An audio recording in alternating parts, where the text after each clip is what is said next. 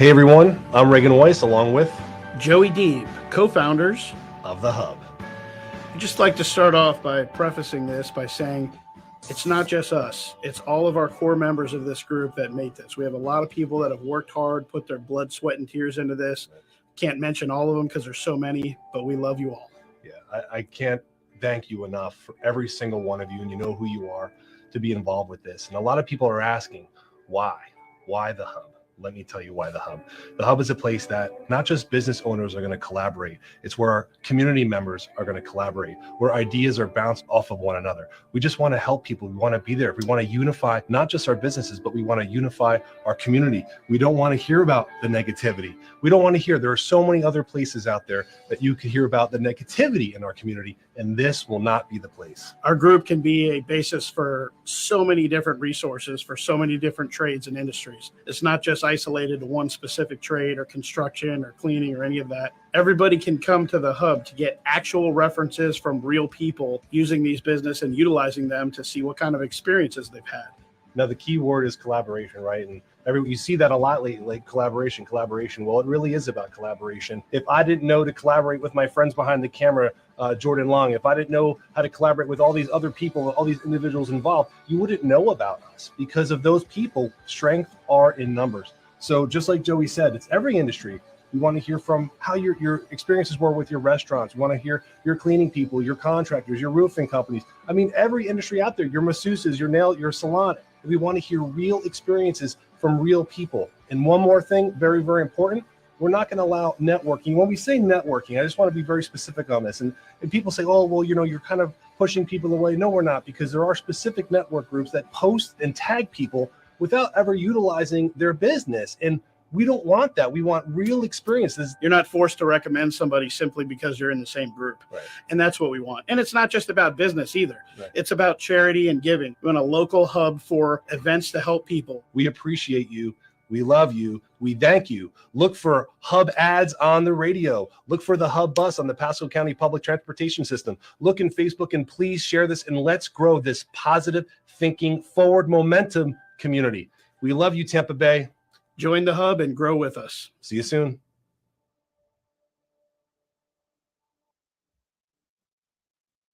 Hey, Stan Arthur here for the I Love St. Pete Facebook group. If you're a business owner looking to connect with tens of thousands of potential new local customers, you owe it to yourself to get enrolled in our Key Tag Rewards program. Since 2019, we've signed up more than 200 local merchants. Sponsor opportunities are available too, such as our group banner ad and even your own custom key tags. Just go to stpetekeytag.com, get enrolled, and get ready to get busy. stpetekeytag.com. BetUS.com. If you guys are betting on the games, whether it's NFL, NCAA, of course, you're not going to do that now. Maybe basketball, not football. But, of course, the NHL, NBA, go to BetUS.com. You get a 125% sign-up bonus. And also, if you use this code right here, the promo code of TSW22, which, by the way, stands for the sports web, TSW22, or call that number 1-800-69-BET-US. Again, 1-800-69-BET-US, and put in that promo code TSW22, and I would really appreciate that. I've had 27 beers spilled on me. Make that 28. I've only got one place to go before the game. BetUS.com. Sign up at BetUS.com and get the best bonuses in the industry. From the time that we got here, Mariah and I we've loved to call Tampa our home. I met some tremendous people within this organization and have great relationships with everybody. So we couldn't be more thrilled to be back at this for another 3 years and, do what we're all here for, which is to chase a ring. So excited to get back to work, excited to get back with my guys. Just happy and thrilled, very blessed.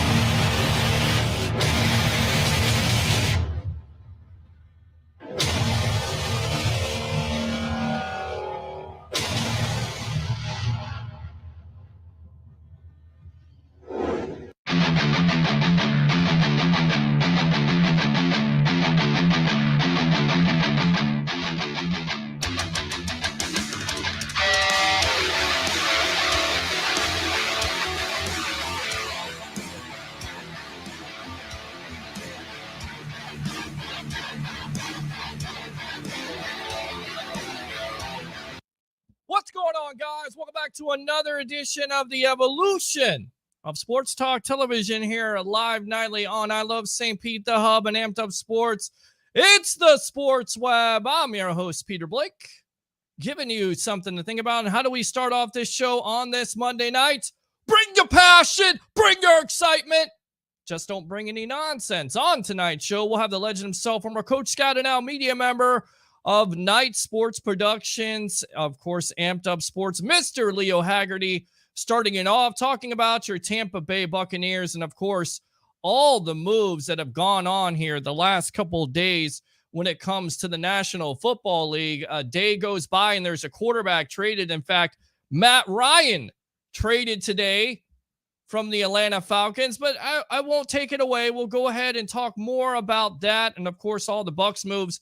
And then at 9:30, we will have the Shooter and Stache on of We the Thunder podcast, talking about your Tampa Bay Lightning.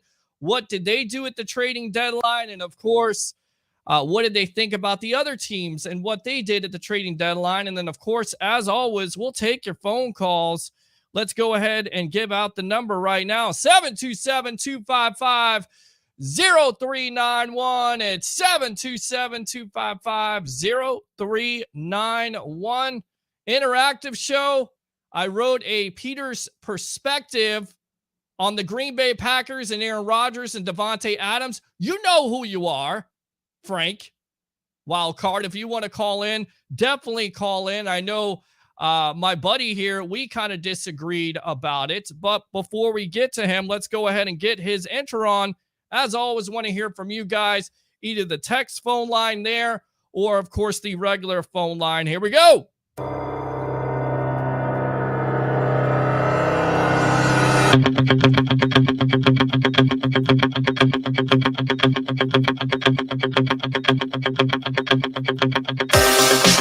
right, there we go. Former Coach Scout and now media member of Night Sports Productions, Amped Up Sports. He's been watching golf all weekend long. He's discovered the cell phone. He has his the little headphones on. I mean, you're just rocking right now. Leo Haggerty, welcome to the evolution of television, my friend. It's always a pleasure to be with the hardest working person in sports media, and that's you, Peter Blake. I appreciate that. And again, I figured it out. I'm not going to fall over. I've got my stand figured out, everything, and what you're going to see is a professional show tonight from me. Is that scary or what? That is absolutely scary because we always expect Leo for you to go off into left field, but that's okay. That's Here we go, left field. Whoa. Now we're back. Love it. Good stuff there. I mean, where do we start? Let's talk about the Tampa Bay Buccaneers. So far, so good. Logan Ryan, now they acquire him as a safety, possibly corner. What did you see in that move? Coming late last week with the Tampa Bay Buccaneers. Well, you lost Jordan Whitehead, so you had to replace him with somebody. And again, what a great piece. Tom Brady could vouch for him. He played with him there in New England. So, yeah, all of a sudden we're starting to see Brady's brigade show up down here. Shaq Mason. Mm-hmm. Got to tell you something, Peter. They want to play for this guy. They really do, and we'll get out to that presser from Jason Line and, of course, Chris Godwin because they had some really interesting comments. We'll get to that later, but let's talk about all the NFL moves that have happened over the last week here. I mean, where do we start? Deshaun Watson, let's go ahead and start there. Now it's 6 draft picks, including 3 first-rounders, no players in return for the Houston Texans, and get this, $230 million guaranteed by the Cleveland Browns. I mean, this is an arms race at this point. You look at this division overall, you look at the Bengals with Joe Burrow, this is the move the Browns had to make, right? Oh, they had to come up with a quarterback. In fact, I'm amazed, Peter, that they came up with Deshaun Watson. I didn't think that was possible. Again, if we believe what we were reading about the Saints and the Falcons being involved, I didn't see him going to Cleveland because I think he had a better chance of winning in New Orleans. But maybe Tom Brady scared him away out of the NFC South. Who knows? But $230 million guaranteed. To say the Browns are all in, that's an understatement. And again, if he can bring that city a championship, like I said, Nick Foles doesn't have to buy another meal in Philadelphia. Deshaun Watson will never buy another meal in Cleveland. That's for sure. Now, Peter King was reporting this today on Pro Football Talk and saying that his salary is only about $1 million. So if he does miss 6 to 8 games, which could be expected because we know Roger Goodell is all about the shield. Do you have any problem with that? Furthermore, do you have any problem with the, the allegation from the attorney, Tony Busby, of the defendants of no NFL team coming to him and talking to him about the 22 allegations? Peter, I don't know if you could. I mean, would that be viewed as tampering if all of a sudden the Cleveland Browns and the New Orleans Saints and the Carolina Panthers and the Atlanta Falcons all went to the defense attorney and say, hey, what do you got? Right. I'm kind of leery about that to start with. But again, Peter, it's going to come down to civil suits because the grand jury felt there wasn't enough evidence. Now, that doesn't mean he's innocent. All that means is the grand jury said, looking at the preponderance, SAT word. Very nice. Of evidence, they concluded that there wasn't enough of it there to warrant an indictment. Mm-hmm. Okay. And Peter, you got to understand with a grand jury, it's not just 2 or 3 people. It's generally 16 to 24. It's a big, big group. And they'll go in and their only job is to look at a case and see if there's enough evidence. And again, maybe the prosecution did a poor job and didn't present all the evidence they had. Maybe they were afraid to. But again, here we are. Mm. And if Deshaun Watson fights this thing tooth and nail all the way through the civil suits and he wins all of them, I don't know how Roger Goodell's going to suspend him. That's just it's the NFL right now is between a rock and a hard place. Right. Okay. They suspended a wide receiver in Atlanta a whole year minimum for gambling. Right. Yet, when we're talking about spousal abuse, we're talking about sexual misconduct, 4 games, 6 games. I think they're sending the wrong message here. They need Peter, if this was the same punishment as gambling, if you knew if you get in trouble like that, you're out a year, I think that will just definitely stop it right there because, hey, no one wants to end up losing $13 million like Calvin Ridley's going to lose in Atlanta for placing a $1,500 bet. King mentioned this today. We're on with Leo Haggerty, a legend himself, former Coach Scout and now media member of Night Sports Productions, Amped Up Sports. He said that 31 teams should sit there and say, you know what, we're going to let this play out. We're going to let the 22 civil suits play out, and then we'll be interested. Do you feel like the NFL and the team should have stood up and said, you know what, let's let the law system play out? Or at that point, when he's not criminally charged, it's fair game for the Saints, for the Panthers, of course, for the Falcons, who they look like they were going to get him, and for, of course, the Browns, who ended up with him. You know what, Peter? I think if I'm an owner, I've gone as far as I want to go. I say, okay, there's no criminal charge. It's all going to be a civil suit. Mm-hmm. And again, in a criminal case, you have to prove beyond a reasonable doubt. In a civil suit, all you have to do is prove that maybe it happened. So it's a whole different animal when you're talking about it. So O.J. Simpson was exonerated. Correct. Under the law. Right. But when it got to civil suits, one after the other, bang. Yeah. And that's what you're looking at here, Peter. I just want to see how many of these go forward with civil suits. It'll be interesting to see. On the football field, do you think this makes the Browns not only a playoff contender, but look, when you pay $230 million guaranteed, does it make them a Super Bowl contender? If not this year, in the next couple years, look at that division overall. We talked about it, Joe Burrow and the Cincinnati Bengals. Pittsburgh kind of trying to find their quarterback with Money Mitch Trubisky. And then, of course, you got Lamar Jackson, who could also be up for a contract deal. But how do you view the division, and how do you view the AFC overall? Just loaded at this point, right? You know what, Peter? I hate to say this, but I think Cincinnati is like the Looking Glass musical group that put out Brandy, a one-hit wonder.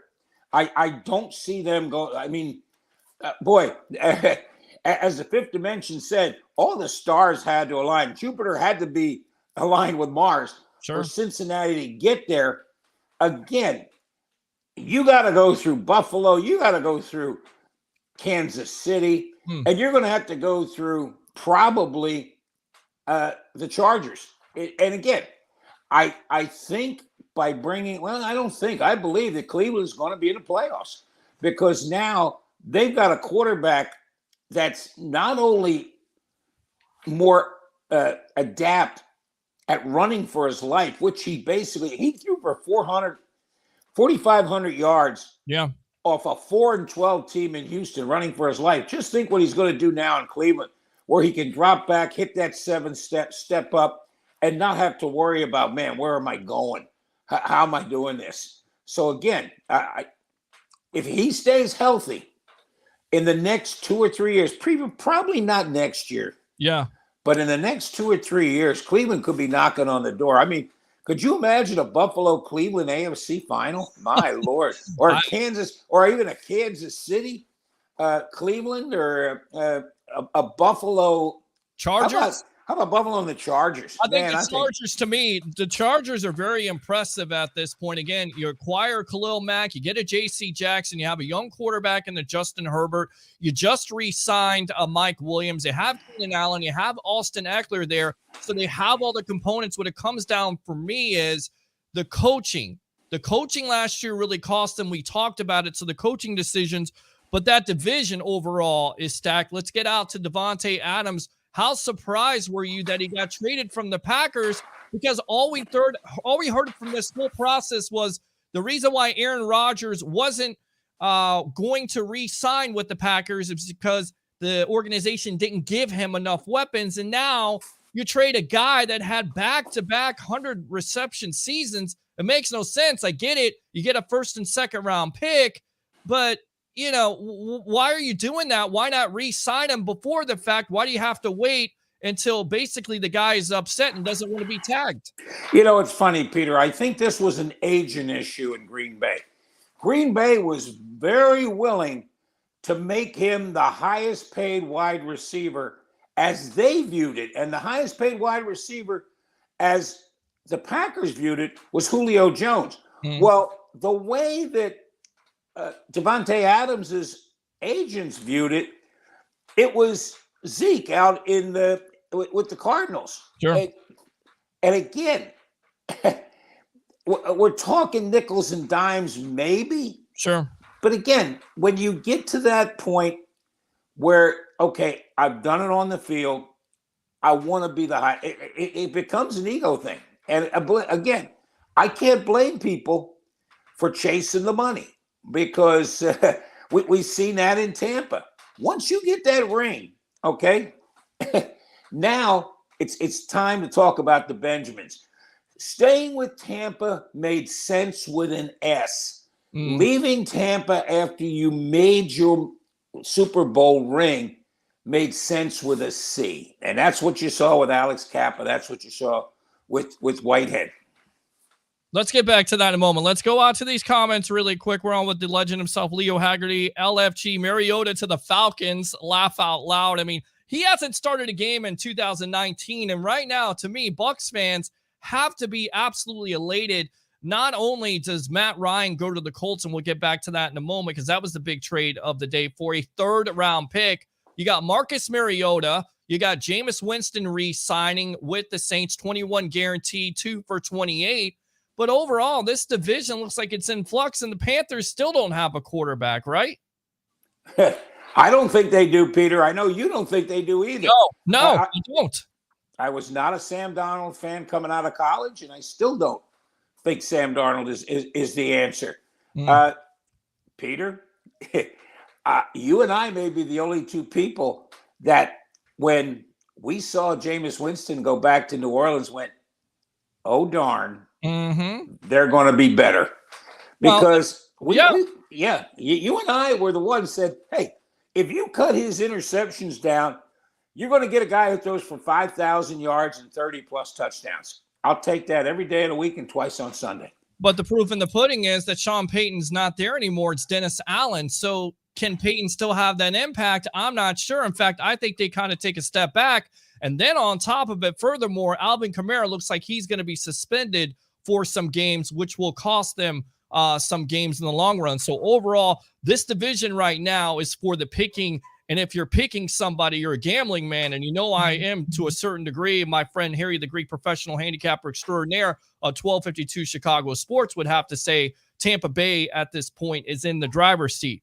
Let's talk about this. I'll get back to the comments in a moment.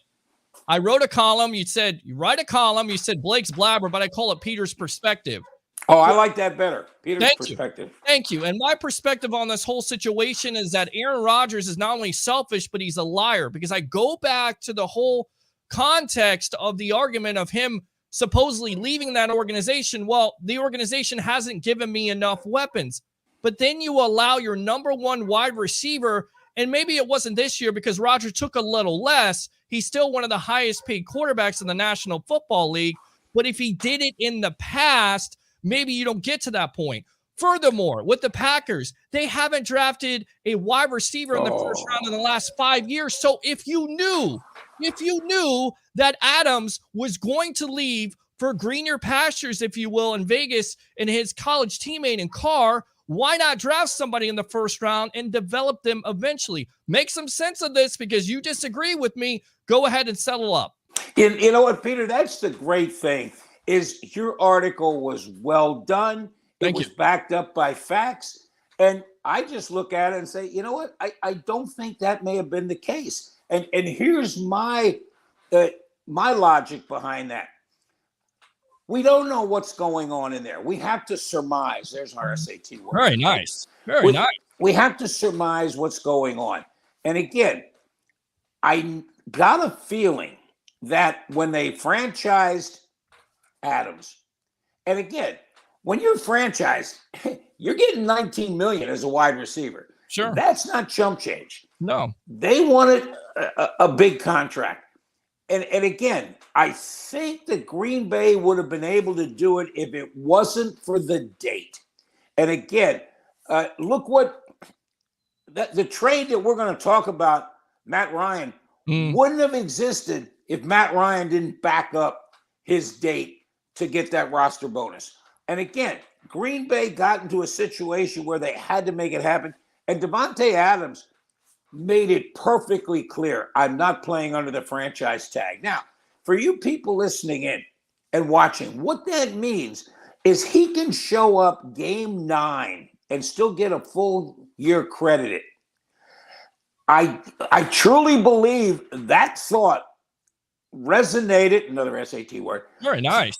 Through the Buccaneers and said, hey, we need to make sure we get Chris Godwin that contract. Yeah, we're on the franchise tag, but I don't want to take the chance that he will not play for the first 8 games. And again, Peter, we don't know.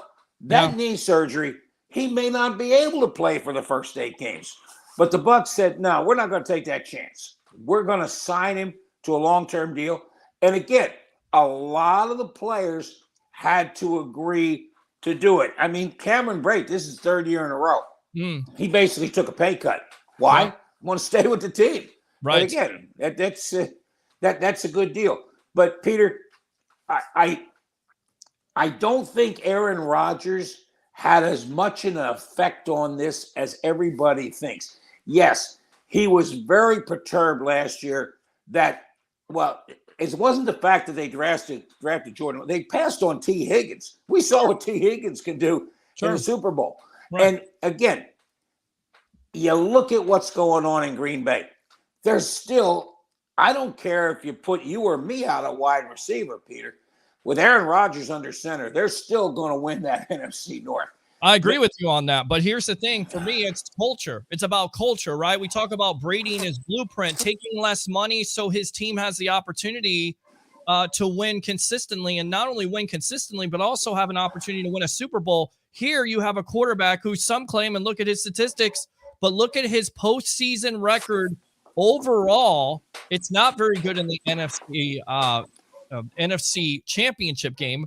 And furthermore, here's a guy that seems like he wants more money. But the problem for me is he complained to the organization they're not doing enough for him. He needs to do for them also. If he wants his weapons to stay around, take less money. That's my whole thing. I'll tell you what, you talked about Chris Godwin. Chris Godwin had a presser today. Let me put you in the lobby here. Stand by. Let's go out to Chris Godwin and his comments here about his recovery time and, of course, what he thought about Tom Brady coming back into the fold for this team on the evolution of Sports Talk Television. Here we go. I mean, I'm doing really well, in my recovery. I'm very pleased with this process so far.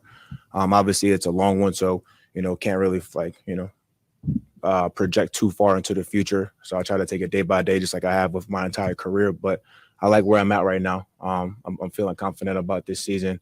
I'm excited, that we're getting a lot of the guys back. It's a long road here, and I'm ready to be a part of the whole thing. It was incredibly tough. It was such a weird feeling to watch the games, especially from the IR booth, and especially the way that things ended.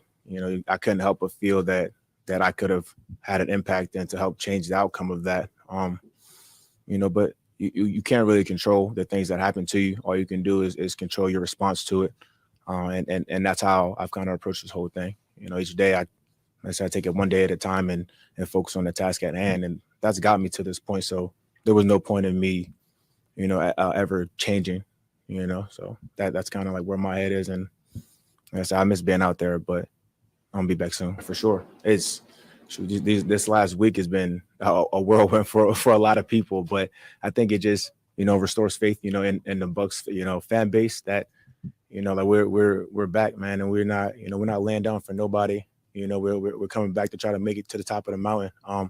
And you need great players, you need great people to do that. Obviously bringing Tom back was a huge piece, but like you said, like bringing back Ryan and CD, myself, like re-signing, like those are going to be key pieces, to our success this year. Hopefully we got, a lot more pieces coming, but I'm confident in our staff and in our organization to put together a great team like we've been the last couple of years. All right, welcome back to the Evolution on Sports Talk Television. Let's go out to Leo Haggerty. Your thoughts on his comments? I mean, right now he's saying he's good to go. Recovery time, though, it doesn't seem like he really knows. I mean, in your opinion, when do you feel like he's going to be healthy, or is he going to be 100% this year? And that's the reason why Russell Gage and other guys on this team need to step up, and possibly the reason why Tom Brady actually was recruiting a Julio Jones. You know what, Peter? Normally, we're talking a year from the time of surgery to you're back at it. Now, again, we've seen some players come in, and in 8 months, they're back. There's a basketball player, Jonathan Isaac, down with the Heat. With the Orlando Magic. Yes. 2 years. He's been out 2 years. Just think how bad that tear is. We don't know how bad the tear is. Yes. That's the thing. We saw the hit. We know it's bad. We just don't know what degree. I would not be surprised if we don't see Chris Godwin till probably October. He misses maybe the first 3 or 4 games. But again, here's a guy, and James Franklin raved about him when Penn State was down here. Right. He said, and the best thing was, guess what number Chris Godwin had before Tom Brady showed up? 12. Right. And you know what? Chris Godwin came and gave him the jersey. He didn't have to negotiate with him. That's a smart guy. Now he knows what's going on. But we're talking about a guy who is such a vital cog in that offense. Peter, we would sit there and watch 3 or 4 Z screens. Sure. And it was just like, okay, it's like a trick play. And he would run it and run it and run it. He would block. He would catch the ball over the middle. And if he's healthy, you got him, you got Mike Evans, and you got to think if Gronk's going to play anywhere, he's going to be back in Tampa. Now, much has been made. Again, we're on with Leo Haggerty, the legend himself, here on Amped Up Sports. It's the Sports Web. I'm your host, Peter Blake, giving you something to think about. It came out today. Lombardi Lenny, Leonard Fournette is visiting the New England Patriots. Also, JPP could have some interest from the Dallas Cowboys. With Fournette, there's a report out there that not only was he waiting for Watson to go to Atlanta because he would have joined Jarvis Landry, but he's looking for $12 million. You got to be kidding me. Come on. Leonard Fournette is not getting $12 million from anybody, especially from the Tampa Bay Buccaneers. Yeah, he may get it from somebody else, Peter. Again, what Leonard Fournette did is he went through a metamorphosis. I thought you'd like that You're one. full of it tonight. Yes. He basically turned himself into not only a running back, but a catching back and a blocking back. A guy that could stay on the field for all 3 downs, which was huge. There aren't a lot of them in the NFL. Again, is he going to get 12? No, I bet he gets 8. Yeah. And again, Peter, somebody may give him 12 and guarantee 2 or 3. It's all about the guarantee money. That's what you got. That's why Deshaun Watson, when I saw that contract, my jaw hit the ground. I go, man, wow, everything's guaranteed. Whew. Now, Peter, what that did, that contract, and Aaron Rodgers' contract, what that did, there are 32 general managers that are saying, okay, guess what? When my quarterback comes up, you better show me a Super Bowl ring, or you better show me a lot of time in the playoff, because I'm not jumping those 2 contracts. That's just not going to happen. So it's going to be interesting to see. Patrick Mahomes will be able to play in that lane. I think Josh Allen will be able to play in that lane, but I'll tell you what, they're not a whole lot more. All right, really quick, we got 3 minutes to go, and we got the Shooter and Stache on of We the Thunder talking about the Tampa Bay Lightning. I mean, give me your thoughts of Saturday night's game. That was playoff atmosphere to the fullest. You were there, 2-1 to the Rangers, where the Rangers score in a power play, heartbreaking fashion, but what a game against the New York Rangers for the Tampa Bay Lightning, right? Peter, we saw 2 goalies just put on a show. Again, it's 1-1 with 16 seconds to go. And give the Rangers credit. It was a great shot in a great place. And it ended up 2-1. The thing that people got to be concerned about is the Rangers have beaten the Tampa Bay Lightning 3 times this year. Yeah. So, maybe they have their number. Who knows? But again, Peter, what we're looking at in Tampa is really a really good hockey team. And again, it's going to come down to Tampa Bay and Florida, and probably the Rangers and Carolina out of the East. And we'll see what happens there. But again, I still want to see the team that beats Vasilevsky and the Lightning 4 games out of 7. I haven't seen them yet. Well, I tell you what, the young goalie for the Rangers is pretty damn good, and he's going to definitely have something to say about the Vezina this year. The way he keeps on playing like that, he gives the Rangers a chance every night. And again, they're a young team. They're building right. I still think the Lightning, with some of the moves they made, are still one of the top teams in the NHL, if not the top team in the NHL. Leo Haggerty, go ahead and promote yourself here on the Evolution of Sports Talk Television, my friend. Well, go to Amped Up Sports. That's our Facebook page. And we've been at it for a month, Peter, and we already have 514 followers. So Beautiful. They'll be looking at this tonight. And again, I'm going to be putting up my daily memo in about 20 minutes. I'm going to talk about the one thing that's really disappointing about the NCAA March Madness, and that's the officiating. It's really been it's been tough not to look at that and go, what's wrong here, guys?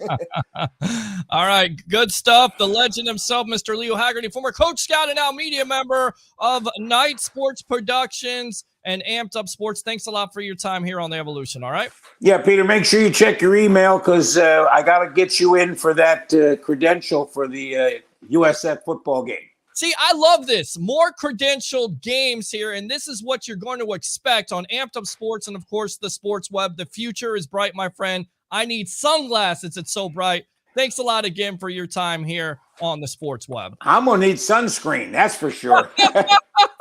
Take care, my friend. All right, buddy. Good stuff there. We'll read these comments, but you know what? I don't want to let these guys wait any longer. We got the Shooter and Stache. So let's go ahead and get an intro on for them. Here we go.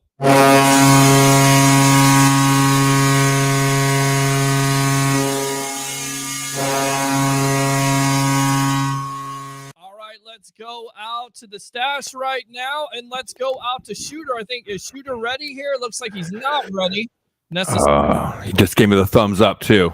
Well, he's here, so we'll have to wait for him. But really quick, I know you covered the Tampa Bay Lightning. You do a great podcast called We the Thunder. That's right. Love all your work in general. I mean, in fact, people don't know who you guys are. Let me go ahead and get the Shooter on with you guys. Here we go, Shooter and Stache. Wayne. Right on the evolution. You go ahead and tell me the feeling, Shooter, first, and then we'll go out to you, Stache, on Tom Brady coming back to the Tampa Bay Buccaneers. What an amazing thing, right? Yeah, and I've been trying to take a lot of credit for this. I don't think I've been getting enough credit for my tweet that explained what happened, Peter, because I don't even know if you've heard this story.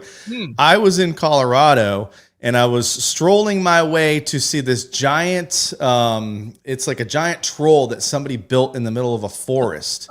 So I was hiking through the snow to go see this troll, and I sat down next to the troll, and it's this big giant troll. It's like 20 feet tall. I'll post a picture of it later tonight. And while I was there, I made a wish. And I made a wish that the Buccaneers were going to be all right. Maybe even Tom Brady would come back and the gang. And sure enough, as I'm walking my hike back, I get a text from somebody.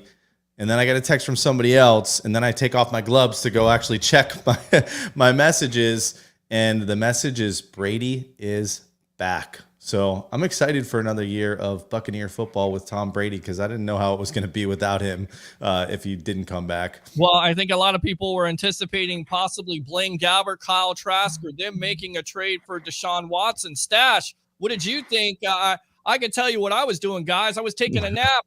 I got a couple of texts. My phone kept on blowing up. They said, Brady is coming back. No joke. Why aren't you on air? I was on air as fast as I could be. Where were you when that happened, Stache? I was right behind you, just lounging my day away that day. And I think I saw somebody else break it. I hopped on Facebook. I saw your show. I jumped on and started following you.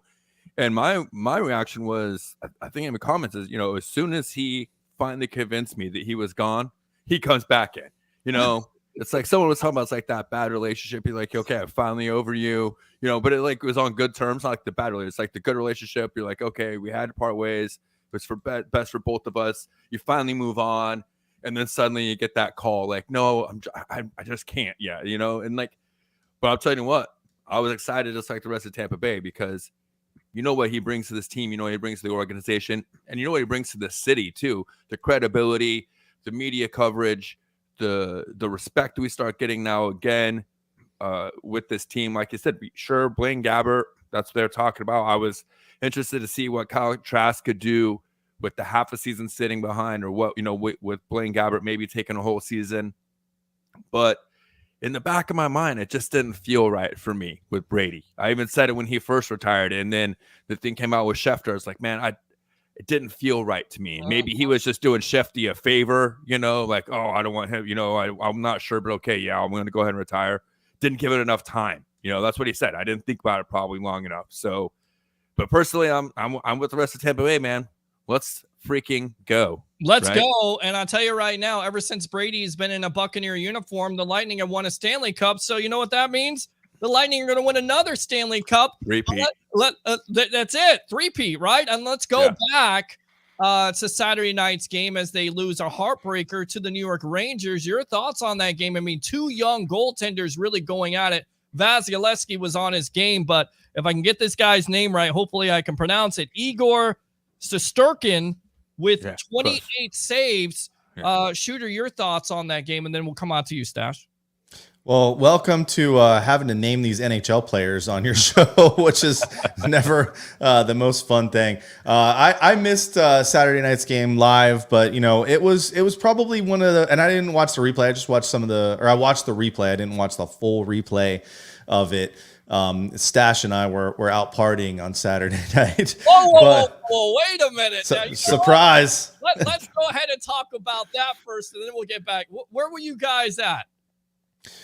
We were at the Innings Festival, which has some sort of relation with Major League Baseball. So they have two festivals. One was here in Tampa, one was over in Arizona, and we were living like the good old days, watching, who was it? Green Day, 311, Incubus, Jimmy Eat World. It was at Raymond James Stadium. It was the South parking lot, which was really cool because you actually saw the private jets kind of flying by behind the stage as the bands were playing. But we skipped the game. We skipped one game a year and had a little fun with that. But I thought the game, from what I heard and what I saw, it was it sounded like a playoff game. So it's good to see them getting in some of these lower scoring games against another team that's going to be a playoff team, which we haven't been playing that good against.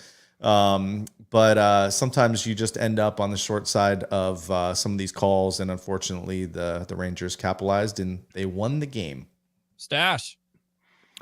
Yeah. Well, a shooter just totally called us out. We weren't there to watch the game live. I, again, also just watched the recap.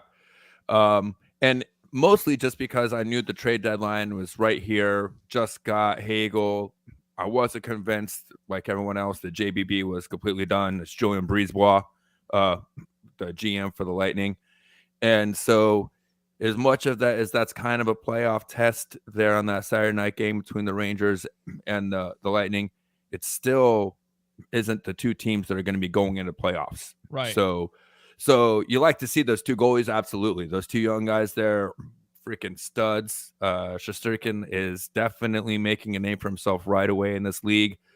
And Vasilevsky looks like he's finally rebounding from cutting his hair. So, so those guys put on great performances. I'm kind of waiting for the referees to back off of the Lightning a little bit ever since Cooper lost his shit on number 4. And got tossed out a few weeks ago against the Penguins, because ever since then they've been a lot tighter on one side and a lot looser on the other. That's going to even out here in the next couple of weeks or the next week or two, I think. So, that game I think is just kind of the precursor to now we had the trade deadline. We had a lot of action, a couple of good moves here by the Lightning when they were still up against the cap. Thought made really good improvements, and so I like to see the atmosphere that those guys are playing with, but now I'm really interested to see what happens here in the next, 20 days, 21 games, or whatever we have left in the rest of the regular season. Okay, now I know you guys didn't watch the game, but you had to hear this. I don't want to be that guy, but Rangers coming to town. You have Ranger fans there screaming, "Let's go Rangers, let's go Rangers." I mean, it's kind of disheartening. I get it. Everybody's saying, well, you took the Rangers fans' money, but you would think that, the Lightning fans would be able to keep those guys out of that building, right? There, Shooter? It's you know what? It's number one BS, because all those fans that were there, all those Rangers fans, go home and look in their closet and look at the gear they have in their closet. So I'll go ahead and say it. Cooch said it. I'll say it. It's number one bullshit. Those are Lightning fans that, the 2 times a year when the Rangers come to town, they come and cheer for the Rangers. I don't know. Listen, I'm going to say this right now. That was the second, like the end of spring break, right? That's the weekend of spring break. And how much other stuff was going on. We were a lot around the country there was, and people were saying that they talked to people that are here for spring break from New York at the game. But I mean, where were we? We were at a festival in Tampa, in St. Pete. Reggae Rise Up Festival was also going on. Tarpon Fest was going on. There was so much stuff going on here in Tampa.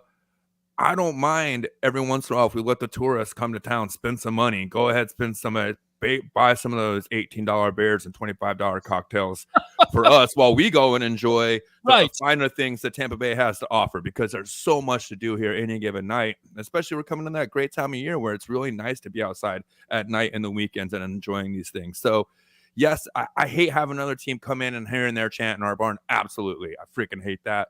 But at the same time, I don't really get as upset about it on nights like that, you know, when there's so much other stuff to do around here. Playoff game, that better not happen in a playoff game. All right. Yeah, well, I agree with that. I mean, I get it. It's a regular season game, but the Rangers sweep them 3-0. You guys concerned with that, meeting them in the postseason, or once again, totally different animal? I think that's a nice thing to say. Sorry, go ahead, Shooter. Well, I think with the Rangers, it would most likely be later on in the playoffs. So if they can make it that far, then the Lightning are going to have to, figure out a way to beat them. And I think they will. I think if you look at the Rangers, they do not have even close to the playoff experience that the Lightning have. And I think that's kind of the kind of what you're hearing people say about like the Lightning, like, yeah, the moves they made were kind of under the radar. But when it comes to the playoffs, they're going to be a team, no matter where they finish in the Atlantic, that teams are going to be scared of. Stache. Yeah, I mean, I heard Leo say it right as he was getting off while I was waiting in the green room. I've been saying it for the last 2 years. Who's going to beat Vasilevsky and the Lightning 4 times out of 7? That's still the question that I have, So they're going to have some stiff competition. And I think Shooter's right, just depending on the seeding, it'll probably be a little bit later if we see the Rangers. But this Lightning team is definitely going to have to play differently this year. They had 2 short seasons going into, the last 2 cup runs. They've played a lot of hockey in spite of that compared to everyone else the last couple of seasons. And now they're back into a full regular season going into a playoff grind. So I think that's kind of what you're seeing a little bit with them not playing as well against these top teams. Like you're saying, they're not playing super. They don't have a great record against these playoff teams. And really, that's where a lot of the critics, especially in our own fan base, that's where they're coming from. That's what they're pointing to, is that record against these top teams: Carolina, Florida, New York, Pittsburgh, those teams. So, and there's some validity to that, I would say, especially if you're going to say, okay, well, this is a red flag. But at the same time, what Shooter's talking about is what the Lightning went and did. They went and got a couple of glue guys, right? And they're talking about this on the network last night, and a couple other guys talking about this too. This is something we talk about in hockey a lot, the glue guys. You've got the skill guys, and you've got the glue guys. And those are the guys you look around the locker room, and you know that they're just going to do their job. You know that when they're on the bench, they're going to get out there. They're always going to be there. That's what Gaudreau, that's what Coleman were. And that's kind of what the Lightning have been missing this season, is really those guys. And you're seeing these other teams like Florida, and especially like Florida, Colorado, they're going out and grabbing skill guys. I still don't think they have the glue guys. And so I still think these other teams are still playing catch up to what the Lightning have built here as far as a playoff team. So it's concerning that they don't have the greatest regular season record against these teams. But at the same time, when you go into a 7-game series, that is the different animal. It really is. When you know you're going to have to beat this team 4 times out of 7, that's a different animal. And we're on with Shooter and Stache here. We the Thunder podcast about the Tampa Bay Lightning here on the evolution of sports talk television. It's the Sports Web. I'm your host, Peter Blake, giving you something to think about. Better start versus the Rangers the other night, Shooter. But is that a concerning thing? Even Cooper talked about it, getting off to better starts. Do you think they can do that down this stretch here with this road, all these road games? They don't play in Amalie until next Tuesday versus the Hurricanes. Yeah. So the trade deadline kind of came in a weird time in the season, right? So they're on their longest road trip of the season. I know they had the one home game Saturday in between, but they're on the road again until next Tuesday. So you had probably their worst stretch when they were out in Western Canada, losing a bunch of games. And really, it wasn't that bad. If New Jersey went and did what we did on the West Coast trip, like, they'd be really happy, right? So, it's kind of funny that the trade deadline fell where it fell, because a lot of people didn't think the Lightning were going to do much. But I think with some of these other teams in the Atlantic really starting to go after players, mainly the Panthers and, I guess the Maple Leafs shored up their blue line a little bit.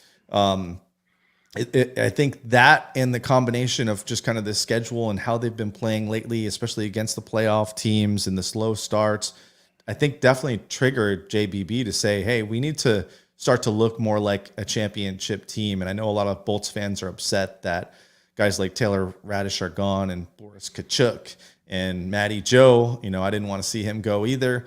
But if you look at the guys that they brought in, I mean, they technically brought in 3 guys to replace them. One's Riley Nash, who was kind of under the radar. We had him earlier on the season on our roster.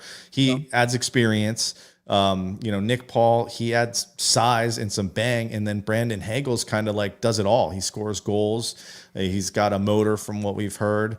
I think he's going to remind a lot of people of maybe not a Yanni Gord, but maybe more of a Sorelli type. And I know Coleman and Goudreau is the obvious kind of comparison, just kind of based on what the Bolts did in 2020 at the trade deadline. But yeah, I think those were all concerns that really made JBB say, hey, we need to make a move if we're going to really go for this three-peat. And I think the moves he made were the right moves.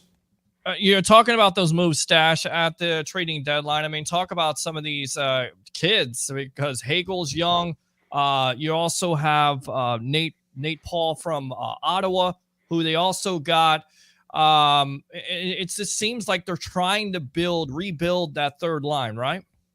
I think you're right. And what it kind of goes back to your first question is getting off to a good start, right? I was watching our friend Jay Retchers on with Gabby the other day too, and they were talking about that third line and how I think the biggest thing they've been missing is them starting out as taking the draws at the start of periods. That no matter and this kind of also goes back to Cooper, the way he coaches. Traditionally in the NHL, you have 4 lines: 1, 2, 3, 4, top line, second line, third line, and their fourth line is kind of like a grinding, checking line. Not always about skill, more about possession, setting a tone, things like that. Cooper doesn't necessarily run his lines the same way. We do have the school bus line. The old guys a little more physical, but they're still a scoring threat, and they're more of they have a little more skill than most checking lines do. But he runs his other 3 lines more matchup style. It's not necessarily this is the number 1 line, and they're always going to be starting a period, or they're always going to be out in the most offensive possession situations. It's the matchups for him.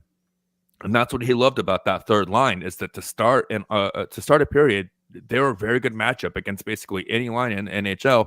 And you knew they were going to go out and set a tone and really set the possession. And that's how the Lightning play. They play from possession.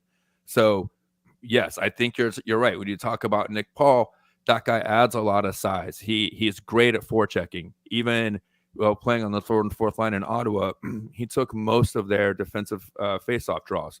He was playing wing and center. He's playing up and down the line a little bit too, based on injury and based on situation. So a lot of things I was saying, they called him a Swiss Army knife kind of player. Mm-hmm. Go towards Brandon Hagel, the bagel, and same kind of thing they're talking about. He's a Swiss Army guy. He can play up and down the line, but he's more of a scoring threat. And I think that he's great as a puck possession guy too on the forecheck. But when you put him on a line with Ross Colton, that's where I think it starts getting more interesting, because I think that's a guy who really could benefit from more possession guys on his line, and then let him kind of set up and create opportunities as a scorer, because he is a scorer. That's what he does. He's a good skill guy. And I see him moving up next year with some of the things that are going to happen in the offseason. But right now, that's what I was looking for coming into this trade deadline. A lot of people were talking about the Lightning needed help on the blue line. I was more along the lines that, and I wasn't expecting to see Joseph get traded. Let's be honest. I don't think anyone really was. And I think that was really the best move that JBB made. It's probably the most painful one, but it's the best move. But I was saying that they needed help on that third line. There needed to be someone, because Kachuk and Radish weren't consistent enough. Neither one of them won that job outright. And that's not what you want to see on a playoff team. You want to know that whoever is on that line, that's the guy. And maybe someone needs a night off for body maintenance or whatever, healthy scratch. Okay, that's the guy. Or for depth, he gets a night in here and there. You don't want him flip-flopped. You're not quite sure who's going to be the guy that night. So yeah, Jay was kind of raving. I listened to him on his radio show with Retcher and Beckles on 95.3 WDAE 620 AM. He was saying, look, Hagel is a guy that was in the Blackhawks plan, young player, wasn't even drafted, but, it has that high energy, has speed, can score, but also good on the penalty kill. Guys, how disappointed were you to see Taylor Radish and, of course, Kachuk going to the Blackhawks? And do you think those two kids will turn into something eventually that the Lightning may regret? Well, I think they have a better chance to turn into something now that they're going to be able to play more than like 10 minutes a game. Right. So yeah, a lot of people don't realize it, but Kachuk, 6 points all season. Radish, 14 points all season. I think the team really wanted a little bit more, or at least kind of them to be like that third line that really gets everyone up and going and really starts off the games really strongly. And they just never really became that. And they're still young guys. Like, I think the biggest loss, I mean, Matty Joe's the one I said I'll miss the most, but I think Radish is probably going to be the one that's got the highest potential because he's a bigger guy. He's only 24 years old. I guess Matty Joe had more points than him this season, but he also plays way more than him as well. So I'll keep an eye on Radish, but I think right now where the Lightning are at, they made these trades to go for the three-peat. And bringing in Brandon Hagel, they also gave up 2 first-round picks. Correct. For the NFL guys that are out there, you can compare that to, I mean, we're basically the LA Rams right now with first-round picks. We don't need first-round picks. We don't need those late picks. We're going to get rid of them every single time for the next couple years. And if you look at the Lightning's track record, they have a great track record of picking up like 6th-round picks, or Palat, who was a 5th-round pick, or even guys that are undrafted like Tyler Johnson and Yanni Gord. So that's part of their game plan, is to do that type of recruiting so they don't rely on that those first-round picks, especially picking later in the first round for the next couple years.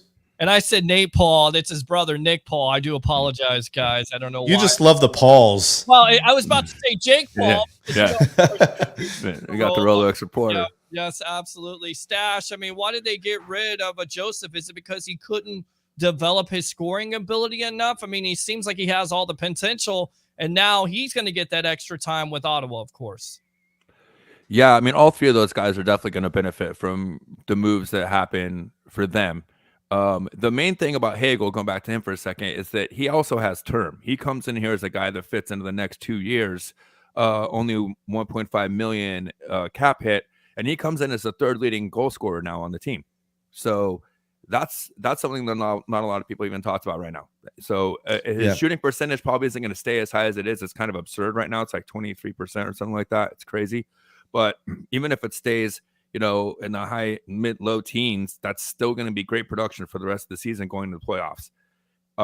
As far as getting rid of those guys we did for them, they looked good early in the season when there was injuries because they got to play together. They've come up together through the AHL. When they were playing together, they looked a lot better. When they go to Chicago, they'll probably have an opportunity to play together. Also, Radish played with DeBrincat in the OHL, so he's got roots with some guys there too. So he's probably going to, I agree with Shooter, he's probably going to be the one that develops the most after leaving this organization. Matty Joe, I think, is the guy that had opportunities here and there, and I just think him and Colton are very similar players. Colton still has more upside. And on top of that, the contract with Matty Joe came into play. And that is one of the main things that Brisebois talks about as well, is that they were looking at basically trading it from their perspective, unrestricted free agent for unrestricted free agent, because Matty Joe was unrestricted with arbitration rights, and with their slim cap space available next year, they didn't think they'd even be able to tender an offer. Just doing some quick math, Braden Point's new contract kicks in next year, and Andre Plot's basically out the door with $5.5 million. So they're really only going to have about $2.5 million maybe to work around filling some major holes next season. So they didn't think they were going to be able to keep Matty Joe. So that's why they went ahead and made that trade with Nick Paul, because that gives them size, that gives him grit, and a little bit better in the faceoff circle. And if you can get him winning faceoffs to a guy like Ross Colton, instead of Colton being in the faceoff trying to win to a guy like a Matty Joseph or a Kachuk, I think that's definitely an upgrade. All right, we got to go out to your co-host here, Mr. Thomas Schooley. Hi, Shooter and Stache. Love that third guy on your show, but my question is, do you think JBB's hand was forced to make those trades with all the playoff teams making moves? Good question. Shooter, you first. I think it was a combination of the trades that were going down in the Atlantic, and I guess the whole East to some extent, but also I think I said earlier, it was leading up to the trade deadline. The Bolts had kind of their worst stretch of the season. It was also a road trip. They're not really playing well against these other playoff teams. So I think it was a combination of things. I think if we look back and the Bolts were still kind of cruising through the season like they were even just a month ago, then JBB probably doesn't pull the trigger on some of these. But I felt like he had kind of that sense of urgency where he had to do something. And I also like how he got ahead of it and did it early and really kind of set the table and said, hey, we're giving up 2 first-round picks for a guy like Brandon Hagel. That drives up the price for when, the Maple Leafs try to get Giordano. And by the way, a lot of these other trades that happen today are completely different. Like Stache said, Hagel's going to be around next year too. So you're looking at who is probably going to be Andre Palat, hopefully Andre Palat's replacement for next year. Yeah, and I know Palat's going to be a big-time loss for this team, but you look at the salary constraints, Stache, it's unavoidable at this point, right? Yeah, and it's really a casualty of COVID more than anything because the salary cap hasn't grown like it was supposed to the last 3 seasons, and it probably still won't go up this year after a full season because they're still just kind of making up for all the revenue lost and all the stuff with the CBA and paying in and all that stuff. So hopefully next season, after the next season, the 22-23 season, we'll finally see an increase in the salary cap. But because of the lack of growth, yes, there's basically zero opportunity for Andre Palat to stay here if somebody else doesn't go. And I hate to say it, but he's probably, even though most guys in the locker room wouldn't say, he's probably the easiest guy to replace internally and not have to spend $5.5-6.5 million in that same slot, whether it's a Colton or a Hagel moving up to that line. I that's where I see that happening now. So you're definitely going to have a little bit better value in that slot. But yeah, you're going to miss that guy. That guy's going to go somewhere and he's still going to play really good hockey for a while. And he's going to make good money doing it, and rightfully so. But there's no chance that he's going to be wearing Lightning colors next season. It's a shame, but that's the way it goes sometimes with the salary cap. We're on with Shooter. And if you allow me one more thing, Peter, I will say I think it's a classy move by JBB because I think they easily could have moved him for some good assets. But I think they want to keep him intact for this three-peat. I think they think he deserves it. He's earned it. And there's also that other kind of gamesmanship too, is like, where do you trade him to? Do you trade him to another contender? Do you, how do you make that happen? Because if you're trading him, it's most likely to someone who is either going to be in the playoffs this year or looking to be in the playoffs the next couple seasons. So you don't want to force that too soon, So I just think that it was a lot of people were expecting him to be moved. I was thinking about last season he might have been moved because he had 1 year on his contract, and we knew coming after this season he wasn't going to be around. But I think it was a super classy move by Brisebois and the organization to keep him here this season, to let him go for that three-peat with the guys that he started it with.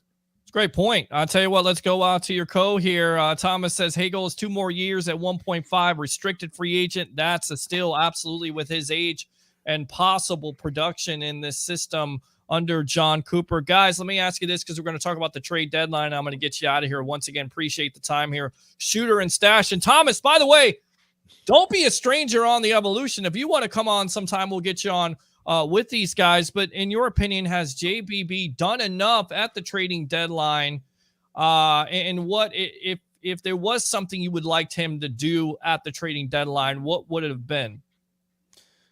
I mean, his hands were pretty tied with, the salary cap restrictions. So I think like with what he did, you got to look at it as trading some draft picks and also 3 NHL players. And we got 3 NHL players back as well. So at the end of the day, we lost, in my view, draft picks, but draft picks don't mean anything. I'm glad you said it. Yeah, I'm glad you said it, especially late round draft picks and especially this organization. Right. It's not like the NFL where, first round draft picks, even like the 30th pick is probably going to end up being a pretty good starter. It's basically you grade out late 3rd round or first round draft picks are basically equal to 2nd or even 3rd round draft picks in the NHL as far as how they grade out and project to future NHL production. So using those 2 picks to get a guy that has term at a bargain and that could really gel in this organization and really be an asset for the next couple of years of still having windows of Stamkos and Hedman here, still playing really high level hockey. Yeah, I think he did the moves, and I already said it. I thought this was the hole that they had, was that third line. He went and made the moves I thought he needed to make. I think a lot of people are still crying about the blue line. I think that's the fun, the easy thing to do. That's the in vogue thing or whatever, in style. Let's cry about the blue line. But the Lightning have as deep of a blue line as anybody in the NHL right now, and especially when they're healthy.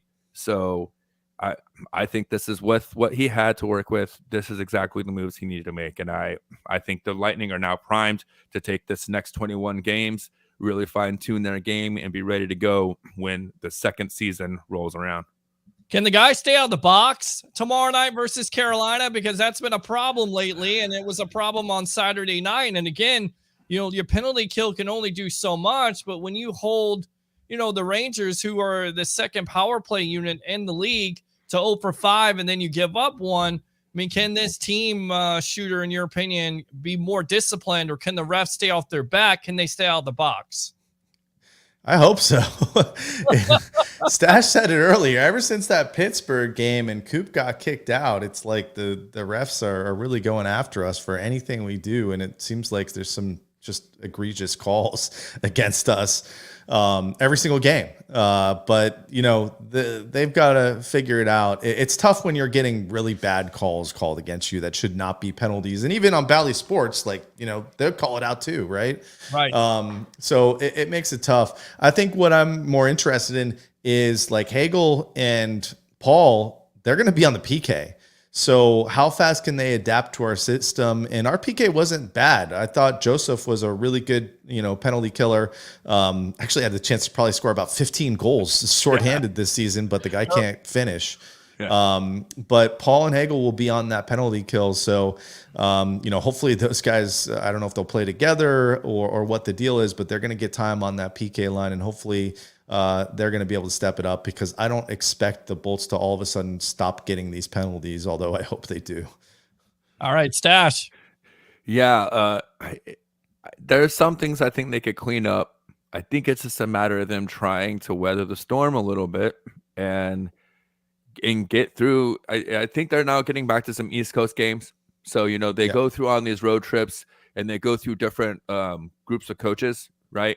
Mm-hmm. And so I kind of feel like maybe each one of these guys has kind of had to get their jabs in. You know what I mean? They haven't seen them like, oh, this is for West. This is for West. All right. We've gone through all these guys. Now we're getting back to the East Coast. We're kind of getting back to the guys we see on the normal basis. So I'm kind of hoping that that'll get it back to more even calls.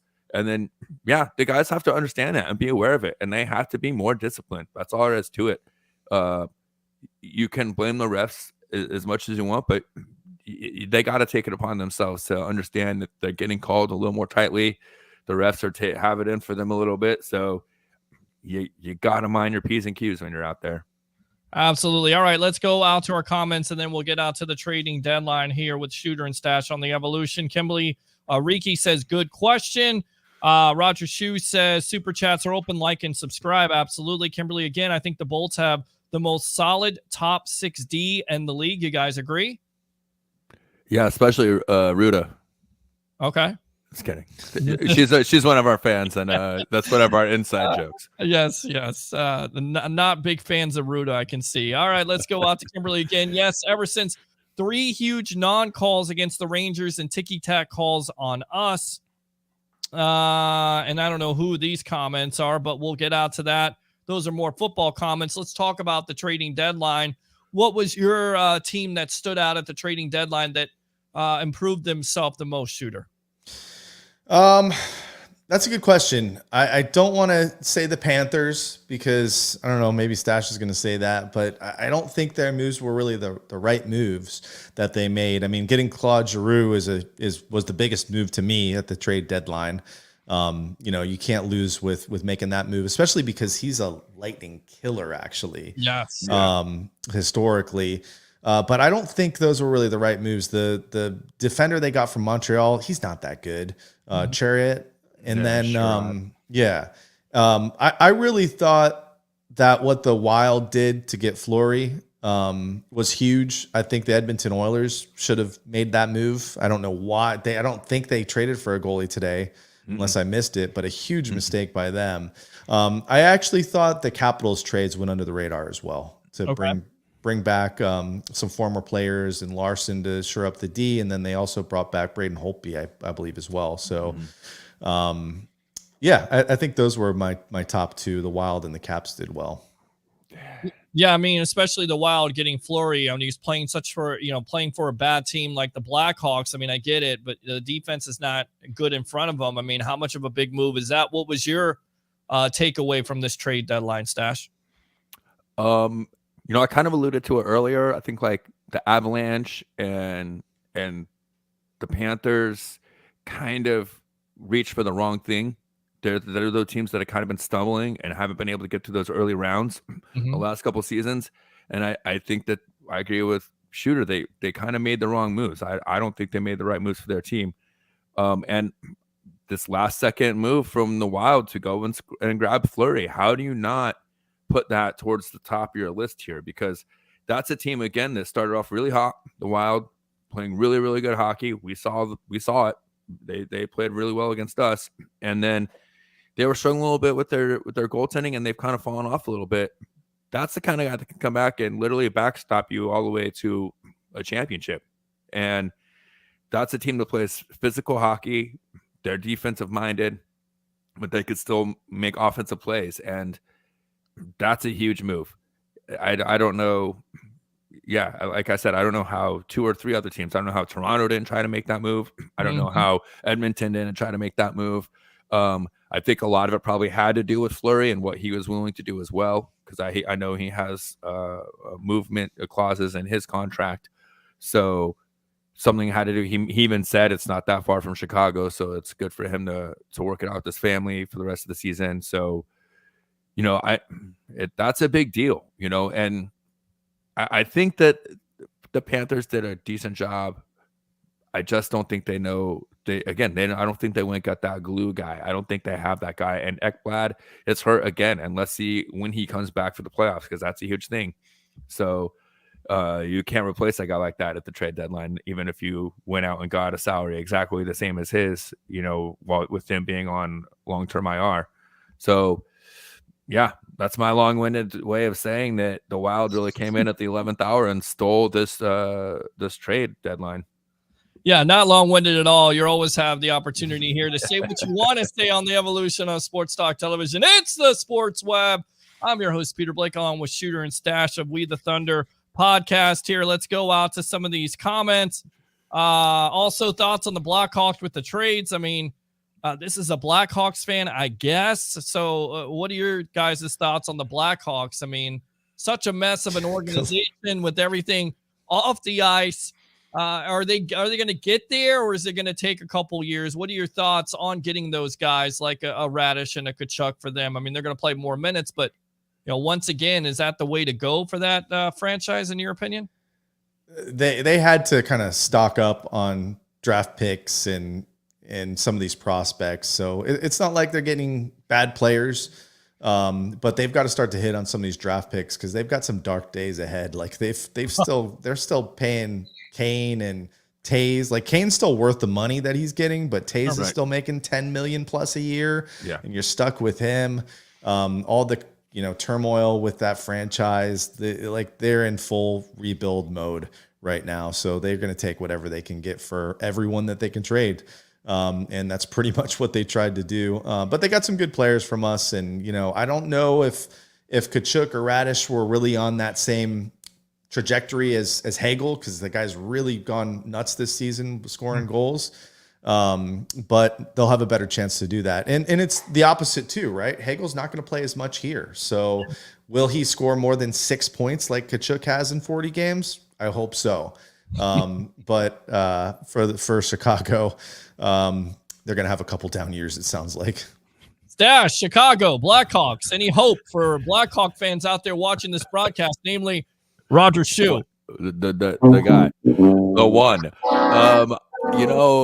As soon as we made that move for Hagel, I went and started doing my research, my due diligence, as it were. And the first article I came across was one from the beginning of March, just a couple weeks ago, that said Hagel should be untradeable. This should be a foundation guy they build the franchise around.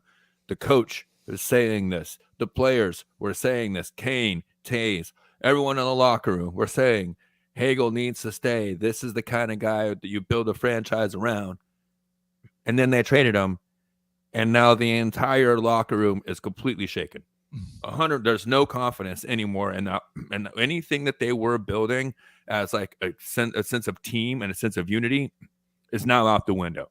So not only did you have that completely embarrassing town hall debacle a couple months ago, now you have this completely, and they went and signed what's his name from the defenseman, and they paid like $3.5 million. No, that was Ottawa, sorry, but they're still signing. Yeah, they still have these contracts with these guys that they're paying, and they're trading away young guys, and they're saying if this is a guy that's not part of the plan, then I don't know who is. So when you have leaders in your locker room saying those things, then that's a problem.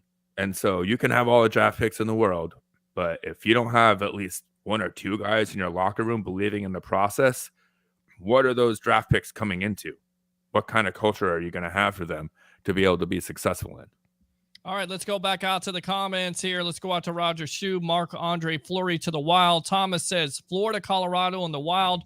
Roger Shu says, my Hawks are so bad, I just had to say it again because, just make them miserable. By the way, the Bears ain't looking any better either. No. So, well, I'll tell you right now, I don't understand it, and I do a show called The Over Under with my buddy Harry, the Greek professional handicapper extraordinaire. We were talking about that defense last year. I don't understand getting rid of Khalil Mack. I get it. It frees up salary. But now you pair him with Joey Bosa. If both of those guys can stay healthy on that team, the Chargers are going to mean business in that division. Mm-hmm. I don't know what the Bears are doing. I guess they're trying to rebuild their defense, and then you got your offensive guy and Justin Fields. I mean, it's just, to me, it's going to be a couple years of rebuild, and it's going to be tough for the Chicago Bears. They always got the Bulls. I know that Chicago is the second city, but it seems like everyone's still waiting for the second coming of greatness for both of those franchises, and that it's not happening. That second coming just will not happen for either one of the Blackhawks or the Bears right now. Yeah, it's tough. It's definitely tough. Hopefully the Bulls can do something for them. I know the Magic are not doing. They're in full rebuild like the last 15 years. I mean, it's just I can't be imagined since they lost Shaq. Pretty much it. Shaq and Penny, blame them. Let's go out to Jeremiah. Says hello everyone. Christopher Cole says, if Leonard Fournette leaves, do we resign Rojo? No, I don't think they do.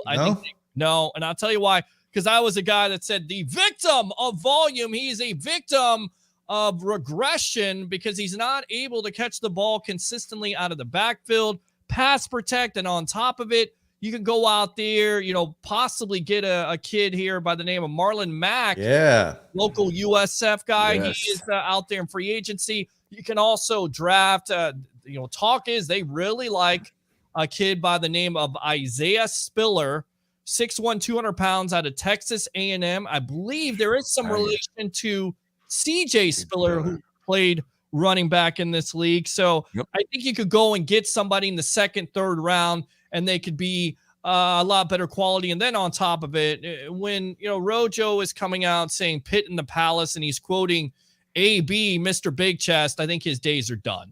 I honestly do. Never a good look. Quoting AB. No, not around here. No, it's not, and it's not even a good song. I don't even understand the fascination. Besides the fact he's with Kanye West, they should just make a reality show and get it over with. I don't like radish. I like carrots. That's great. Awesome. All right, Steve Jobs. All right. I'll tell you what. Final question here. Do you feel like in order to really go for the cup that you have to make some trades at the deadline? We've seen the Lightning the last couple of years do this. Do you feel like if you want to have a chance for the cup, you have to make those crucial trades at the deadline? Yeah. So I remember when Stevie Y was building this team up, and there were a lot of these trade deadlines that went by, and, it's not like he didn't make any moves. He made some actually pretty big moves at certain times, but it felt like when we were right on the brink, and when I mean right on the brink, it was those seasons where we were losing in the Eastern Conference Finals in like Game 7. we weren't making the moves then. And, JBB took over and in 1 year made some questionable trades at the time. And those trades for Goodrow and Coleman were the basis of what he did this year. So he's trying to kind of repeat history, rebuild that third line like we talked about earlier. So I'm happy with the moves. I know a lot of Bolts fans are sad about losing some of these players that, have been around for a couple years now. But if you look at kind of, what we got versus what we sent away, we've got better players now. Stache. I mean, the ability to trade players is something in professional sports for a reason, right? I mean, you do your best to build a team at the beginning of the season with what you have at the beginning and what you think is going to be able to be successful. But then you're able to have, basically 2/3 of the season here in the NHL to really have a good gauge and to measure your team. And I think that if you're really serious about going and winning a championship and being a contender, you're never satisfied. You're always trying to tweak. You're always trying to find that one little piece that makes that puzzle just a little bit tighter or that picture a little bit clearer. And I agree. Steve Yzerman did a good job here, and he made some moves, but they weren't really necessarily deadline moves either. He made a lot of free agency acquisitions in between seasons. But he was notoriously tight-fisted with assets when it came to the trade deadline.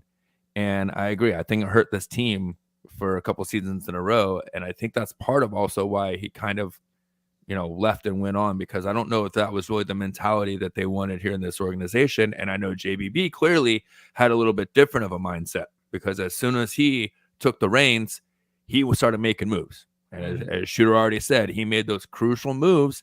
And for a team that traditionally does much better later in the draft anyways, those first-round draft picks aren't as big of a deal to a team like the Lightning as they may be to some of these other teams like a Blackhawks organization. So absolutely, this is what has made this team now being talked about as a dynasty instead of a team that has been a contender.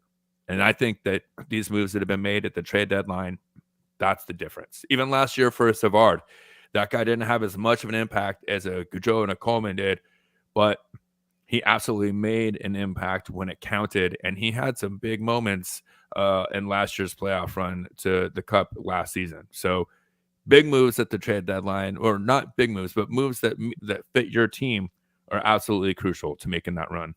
All right, I want to read these comments and then we'll get you out of here. Thanks a lot for the time, guys. Appreciate it. Jeremiah says, Shooter and Stache. And he's a big fan of you guys because he says, love your post on Facebook. I do too. Go ahead and promote what you guys do on I just forgot the name. I'm go ahead and promote it. That's what we're here for. Go ahead, Shooter. Take it away. Go find us at Shooter in the Stache on Facebook, YouTube. I think my Twitter is now at We the Thunder Pod. So go find us on there. Obviously, we do We the Thunder podcast, which is a Lightning podcast. Yes. And we do that on Tuesday nights after the game usually. And then we also have a watch party coming up. Stache, you have the details on the watch party for actually Saturday, right? Whoa, watch party. Go ahead. Yeah, that's right. There's going to be a watch party we're hosting down at Butters Burgers downtown, right there across from Curtis Hickson. They're going to have a setup for us. We're going to be up on their big old screen they got. We're going to be giving away a pair of tickets to a game in April, a home game in April, 2 tickets, and some other swag from our sponsor, Letty Dressing. It's Pat Maroon's company that he's got going on, his little side project.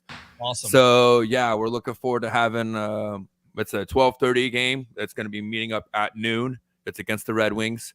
So we're looking forward. We had a great time in Nashville when we were out there with a bunch of our fans. We had a huge meetup. A couple hundred fans showed up. So we're trying to kind of inspire that moment and have a little bit more fun with our fans on this away game.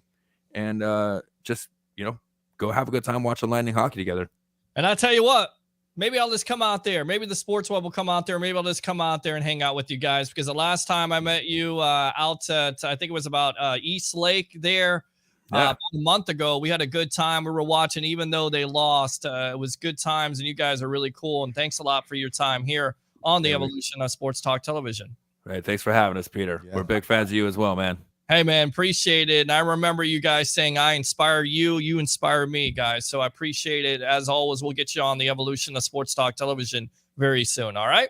Thanks, all right. Man. Thank you, all sir. Right. Good stuff. Shooter and Stache right there. We the Thunder podcast. What am I forgetting? Well, I've been talking, I think, the last hour and 20 minutes with no commercial break. So let's go ahead and hear from our commercial sponsors here on the evolution of Sports Talk Television. Here we go. BetUS.com. If you guys are betting on the games, whether it's NFL, NCAA, of course, you're not going to do that now. Maybe basketball, not football, but of course the NHL, NBA, go to BetUS.com. You get a 125% sign-up bonus. And also, if you use this code right here, the promo code of TSW22, which, by the way, stands for the sports web, TSW22, or call that number 1-800-69-BET-US. Again, 1-800-69-BET-US, and put in that promo code TSW22, and I would really appreciate that. I've had 27 beers spilled on me. Make that 28. I've only got one place to go before the game. BetUS.com. Sign up at BetUS.com and get the best bonuses in the industry. Hey, Stan Arthur here for the I Love St. Pete Facebook group. If you're a business owner looking to connect with tens of thousands of potential new local customers, you owe it to yourself to get enrolled in our Key Tag Rewards program. Since 2019, we've signed up more than 200 local merchants. Sponsor opportunities are available too, such as our group banner ad and even your own custom key tags. Just go to stpetekeytag.com, get enrolled, and get ready to get busy. stpetekeytag.com. All right, welcome back to the evolution of Sports Talk Television. It's the Sports Web. I'm your host, Peter Blake, giving you something to think about. Open phone line if you want to call up. 727-255-0391. It's 727-255-0391. We're live on I Love St. Pete, the hub, and, of course, Amped Up Sports. I mean, you guys always say you don't talk enough hockey. There you go. We're going to incorporate them more in the show, and who knows? Maybe we'll get out there and help them with their watch party. How about that? Maybe.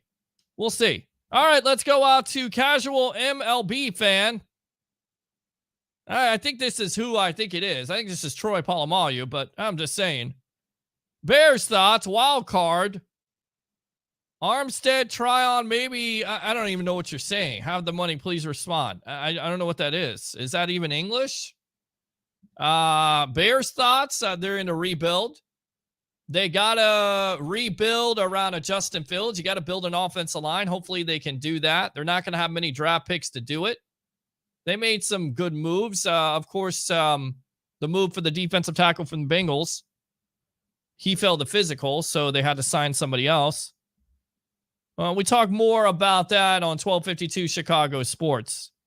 Troy, I know that's you. All right, let's go back here to some other comments we missed. Let's see. Sandra Nagel, my future agent, beautiful mother, watching the best sports talk show in the Tampa Bay area, the Sports Web with Amped Up Sports, of course, the hub, and I Love St. Pete. The check is in the mail. Let's go out to Christopher Cole. We get to play the two top draft picks in 2015, Winston and Mariota 2 times. True story. I mean, Winston, okay. I'm happy for the guy. 2 years, $28 million, 21 guaranteed. You know, we'll see what he does because he's coming off a torn ACL. We already see him recovering. He knows that offense, although it's going to be different because there's no Sean Payton, there's Dennis Allen. So can he continue with cutting down on those turnovers? We'll see. But Marcus Mariota hasn't started since 2019. What are the Atlanta Falcons thinking? And I get it, they traded Matt Ryan, which they should have did a year ago. Sound familiar? Does it sound familiar? Because that's what I was saying last year. Of course, people will tell me, well, they should draft Kyle Pitts. I get it. Great weapon they're going to have to throw to. Because they don't have Calvin Ridley. He's going to be suspended for a year. Kyle Pitts, a no-brainer, but you could have got a quarterback. Just saying. Maybe a Justin Fields. Maybe. No? Okay. They trade away Matt Ryan for a third-round pick to the Colts. The AFC is stacked. We talked about Devontae Adams going to the Raiders. What are you most surprised about? Is it all the quarterback trades in this offseason? I mean, we talked about Carson Wentz, Russell Wilson. Now you have Matt Ryan. I mean, all the talent has been sucked out of the NFC and gone into the AFC. I mean, what a great advantage for the Tampa Bay Buccaneers.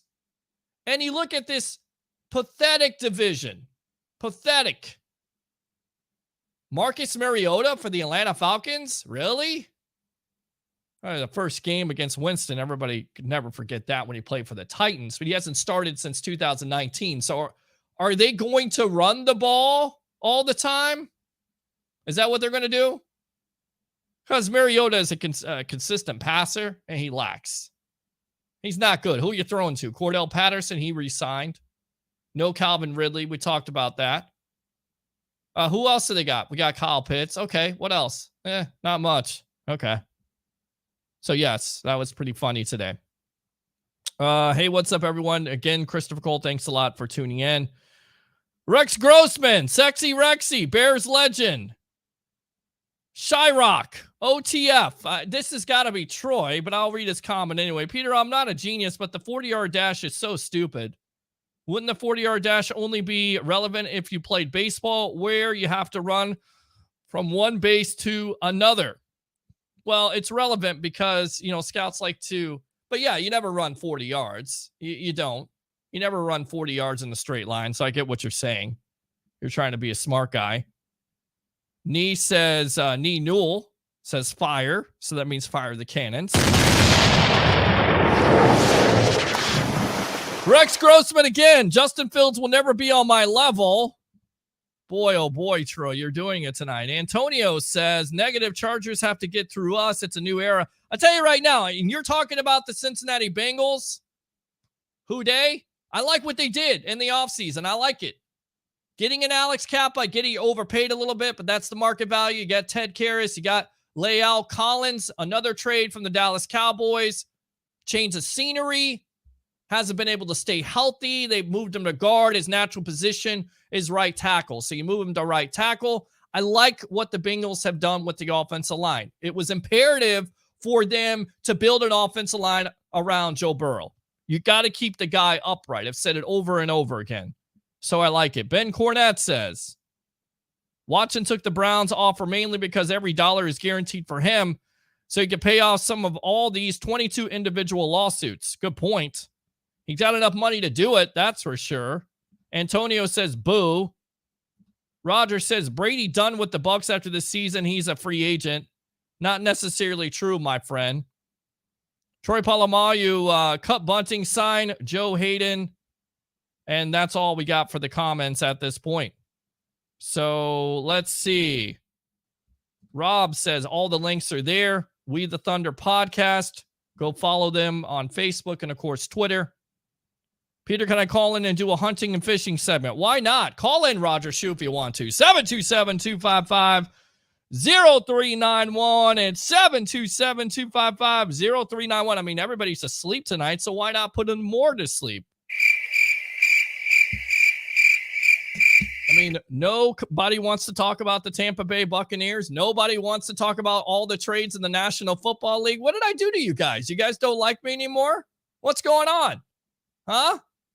We talk hockey. We talk football. What else you guys want? What do you want to talk about?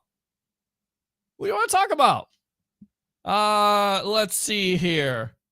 Rex Grossman. I came here to talk football, not hockey. Well, Rex, what are you going to talk about?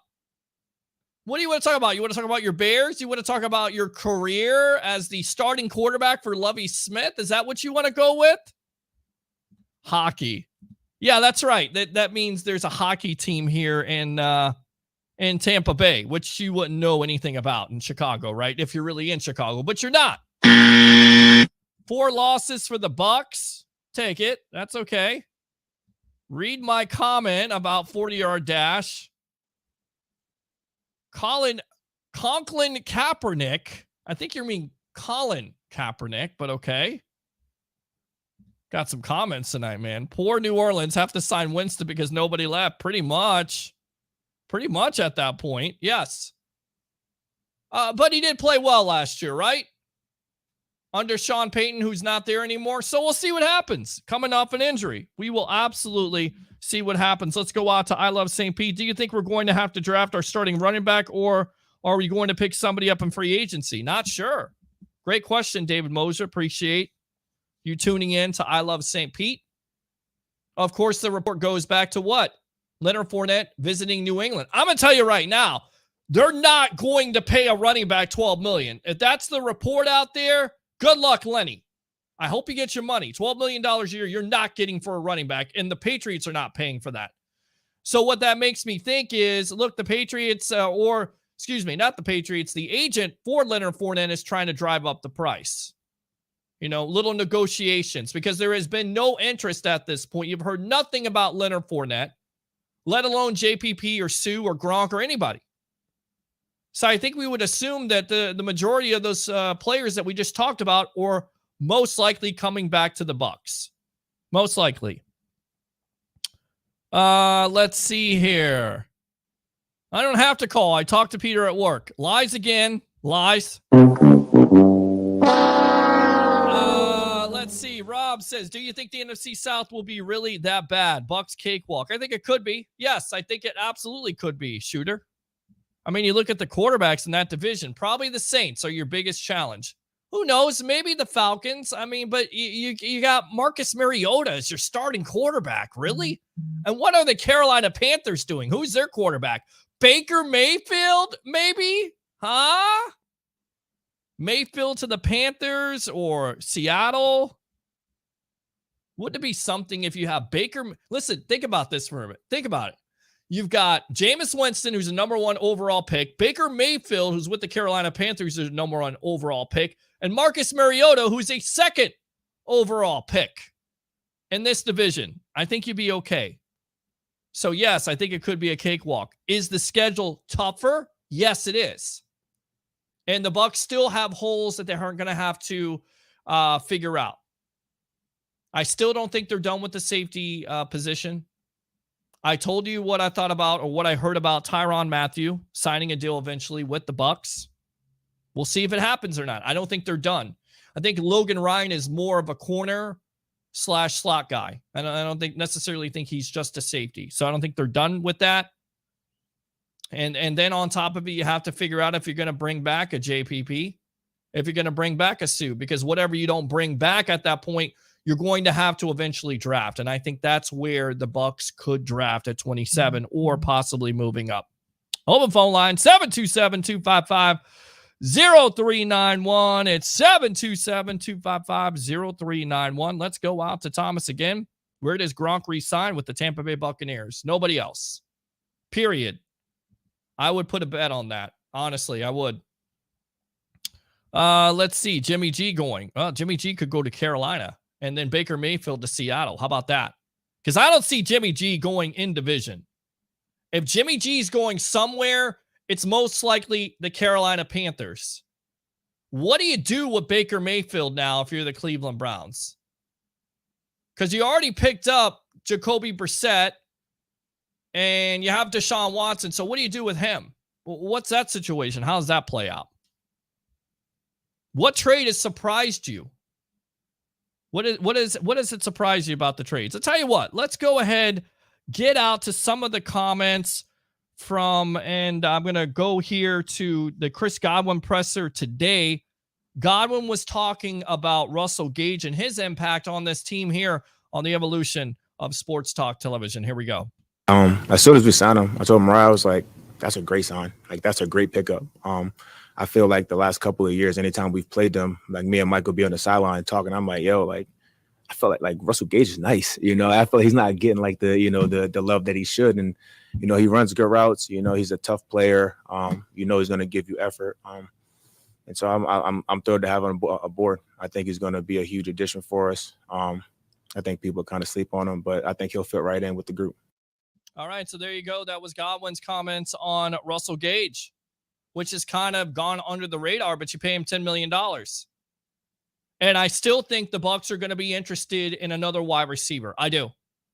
I'm believing what I heard here the last week with Skip Bayless going on Fox Sports 1 show, where Julio Jones is getting texted by Tom Brady and getting recruited. Why not? Julio, do you want to win a Super Bowl? You got the best opportunity with Tom Brady. On top of it, you have an opportunity to get some playing time, because we know that Buccaneer wide receivers sometimes can't stay healthy. Mike Evans with the hamstring, Chris Godwin with the ACL from last year also has had some hamstring problems. You got Russell Gage. I think they're going to add to it. I do. I definitely think they're going to add to that room. Let's see. Atlanta, says Rob. Yeah. Rex Grossman says it won't be a cakewalk when you have a terrible offensive coordinator like Leftwich who takes 3 quarters to score 3 points. Stop it. Please stop that nonsense. Did they not score 30 points last year? And was I in the Twilight Zone? I need like the Twilight Zone music. Of course, I'm scared that Facebook and YouTube is going to copyright me. But that's what I need to play when you say these type of things. I know you're not the biggest Leftwich fan, but come on, man. It's the number 1 offense in the National Football League. Offense is not the problem. It's defense. They've got to do a better job of covering guys, and that's the reason why they got a Logan Ryan in free agency, in my opinion, for the slot.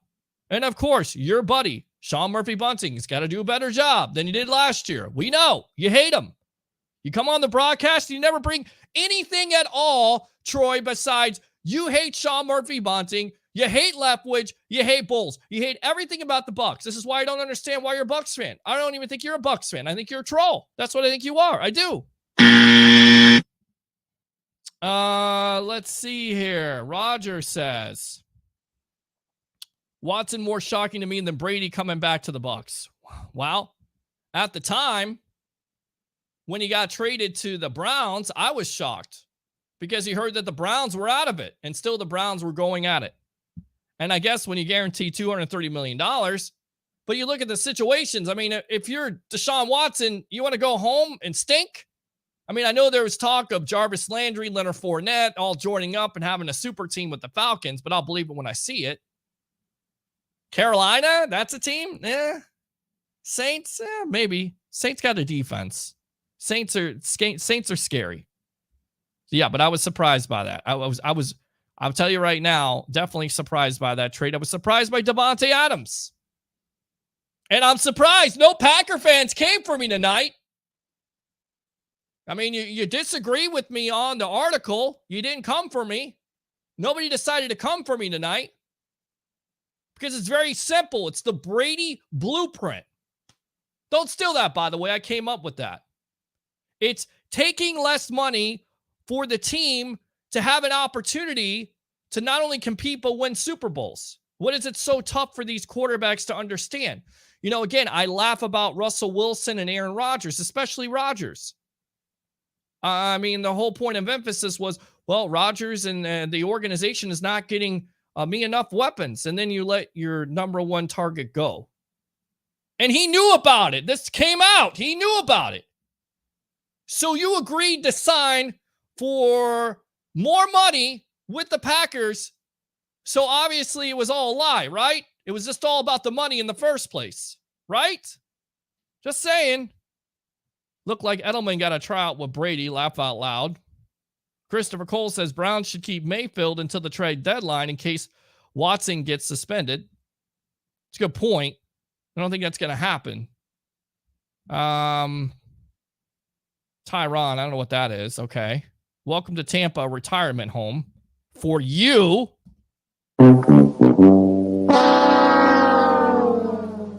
Offense sells tickets, defense wins championships. No stuff. I know that. Let's see. Puck, the Packers, I guess that's what you're saying. Let's see here, because I'm from the Bay Area, so I'm stuck with the team. Well, you know, you come on the broadcast every night. You don't call up. You say the same things over and over again. It just makes no sense at all. We know you hate Leftwich. We know you hate Bulls. We know you hate the fact that coaching staff won a Super Bowl with the Bucs a couple years ago. Just amazing. They should have fired everybody after they won the Super Bowl. I mean, and having the 13 wins, the franchise record, being one of the top offenses in the National Football League was not enough for Troy Polamalu, whoever the heck you are. I don't even know who you are. I mean, I just call you Troy, but I don't even think that's your real name. I mean, 1 minute you're Rex Grossman. I mean, this is not fooling anybody, buddy. This is you. We know this is you.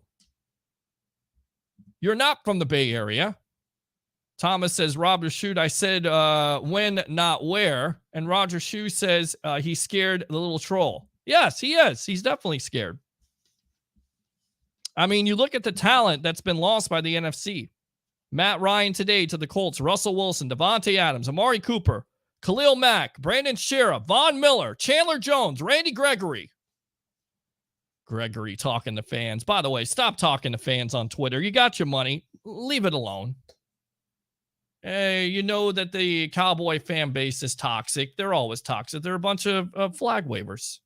Or, you know, what's new? Just stop talking to them. You got your money. Move on. The Chiefs free agent safety, Tyrann Mathieu. Oh, Tyrann. Okay. Certainly possible. They re-sign him. Or they get him signed, excuse me, from what I've heard. The Buffalo Bills added a veteran wide receiver from the Jets now. Jamison Crowder has agreed to a 1-year deal, so they get rid of Cole Beasley. And Crowder spent 3 seasons with the Jets. 78 catches, 833-yard season in 2019. Had 188 catches, 1979 yards, 14 touchdowns in his entire 3-year run. So once again, the Buffalo Bills going for it, getting better at that point. Let's go out to David here. Like I said the other night, I'm not too worried about the Saints. We don't know how long Alvin Kamara will be suspended. And if Thomas coming off an injury is going to be the same. Yep, you agree. I agree with that. Let's go out to Rob here. Is Matty Ice going to get the Colts over the hump? Certainly possibility. I mean, they got a great offensive line. You felt bad for Ryan. You look at his numbers last year, not bad, not the greatest, but really, what do you have to throw to? You have the wide receiver that's more worried about gambling than playing football. You have an offensive line that's a turnstile. So you look at him going with the Colts, better offensive line, got to get more weapons for him. Michael Pittman Jr. is not enough. He's a good receiver. Of course, you got Jonathan Taylor, who could have been the MVP of the league with the way he produced last year for that team. You got to get a second or third wide receiver. You got to get him some weapons. I know T.Y. Hilton's out there, but he's a free agent. There's a reason why he's out there. So I wasn't impressed. It was COVID Super Bowl. What does that mean? It's still a Super Bowl. What are you talking about? I mean, that's one of the greatest seasons of all time, in my opinion. All the COVID restrictions, everything you have to play through, not having fans there. I don't necessarily think that's an advantage. I don't.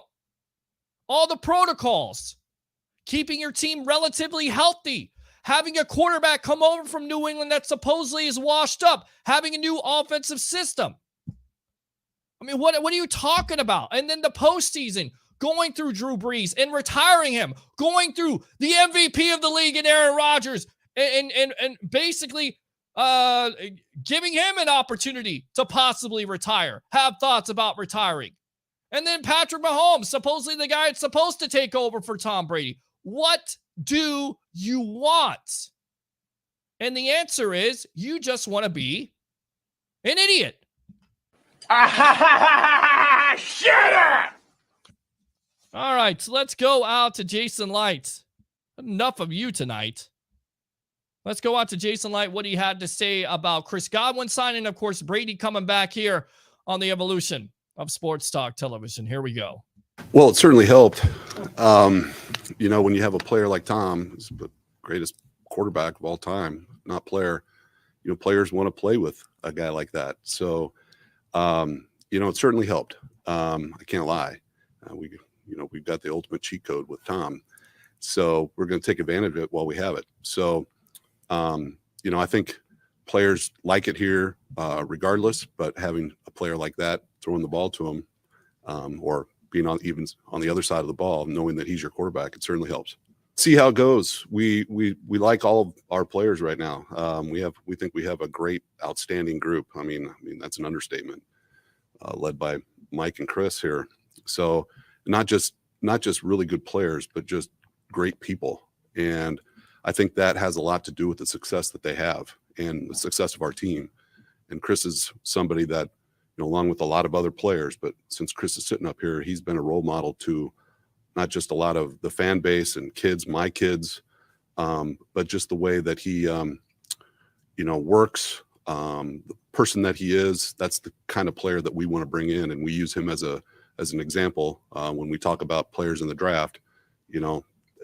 Chris is one of those guys that we want to keep bringing players in like him. All right, welcome back to the Evolution of Sports Talk Television. Comments from Jason Line on Brady's impact, of course, and Chris Godwin and how much he means to this organization. I'm going to play a clip here really quick because I'm not going to talk to Troy anymore. He's bugging me. I'm going to play this clip from Chris Godwin on what it means for him not only to succeed at the highest level, but just give you a perspective of the reason why I said what I said in the first place. Bucs fans should enjoy this kid and enjoy the time here. We'll come back. I'll get your thoughts. It's unbelievable. We spent the last couple of days just kind of like talking about like what all of it means and just trying to process everything. And, just everything that you had just said that, for me to be a child and to kind of see these things and to kind of dream these things and for all of them all to come to fruition, it's pretty surreal. Still, like I said, I'm still processing, but it's crazy, to have a vision and to just put the time in, put the work in, and for things to go the right way. And like I said, I've met some incredible people along the way that have helped, and poured into me. So for me to be here as a testament that to what hard work can do for you, what being a good person does for you. Hopefully I can, be someone that, that someone like myself when I was a kid looked up to. Hopefully I can be there for someone else. Like I said, it's a testament to what hard work, dedication, being a good person, all those things matter. Those are some of the things I'm most proud of, is being a hard worker and being a good person. Those are things that I can control. And those are the same things that I'm going to continue to do, continue to go to work, continue to be a great person, and just try to impact the people around me. All right, welcome back to the Evolution. I mean, right there, his statement in itself is awesome. And when many Bucs fans were saying, you know what, why do you franchise Chris Godwin in the first place? That's why. Not just the production on the field with the 98 receptions, his consistency. I get it, he's had some injuries, but he's made some major catches in some big-time games, right? Big-time games. And then on top of it, his consistency on and off the field. He's a good person. He feels like he does good things. He has goals in life. He's not somebody off the field trying to cause distractions. He's not trying to be a cancer. That's why I said to Bucs fans, enjoy the time that you have here right now. It's not just Tom Brady. It's the fact that you've got a Mike Evans who not only is consistent on the field, but off the field. Will continue to take restructures. All right, so I'll get back to that in a moment. Tell you what, Ron, hold on a minute. I want to finish this thought, and then we'll get out to you, Ron. Stand by. A player like an Evans who does take restructures to help his team out. A player like Chris Godwin that even though he's going through a major injury, that eventually he'll most likely come back. Now, will he be 100%? I don't know. But I'm willing to sign him to a contract not only because of on the field, but off the field. Now you can call in 727-255-0391. It's 727-255-0391. Let's go out to the comments. Ron, you can call back if you like to. Godwin's definitely the one free agent you couldn't let go. He must have gotten better offers too. Thanks, Tom. Absolutely. I mean that was the fear, Shooter. Definitely the fear. Because we know that there are bad teams out there that are willing to pay and overpay. But Godwin wanted to be here. All right, let's go out to Ron. Ron, welcome to the Evolution. You're leading it off here on the Evolution. What do you have to say? Mr. Peter Blake. Yes, sir. What's up? Thought I missed you, man, because I was on the road, buddy, and, just got back, and then I messaged you. I'm like, man, I'm sorry I couldn't tune in. So then I just went to your page. And No, I'm surprised we don't got more calls tonight because I know we've had great guests and everybody's been, kind of listening and everything like that, but we usually have more calls. I feel like we should have more excitement at this point. Everybody's like, yeah, bunch of old farts out there. I mean, I don't know what's going on. All right, Ron, go ahead. Let me have it. Let me hear what you have to say. Must be the crickets. I mean, it's not even Thanksgiving, so it's not like everybody ate all this turkey and they're just lazy, or maybe they're just, I don't know, maybe people are on eating binges and they're just getting lazy. Who knows, man? But you got guys like Rex Grossman here, aka Troy Polamalu, saying it wasn't a real Super Bowl. Many players opted out of the season. It's still a Super Bowl. You still got to play the games. What are you talking about? Please make some sense of this before I tell this guy to, what? Go ahead.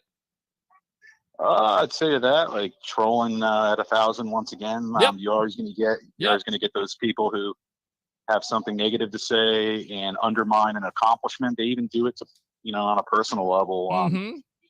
And it's really too bad. But like I said, and the experience that I had earlier, which I won't share on the show right now. Pete, let's not go there. I've seen that. That was ridiculous.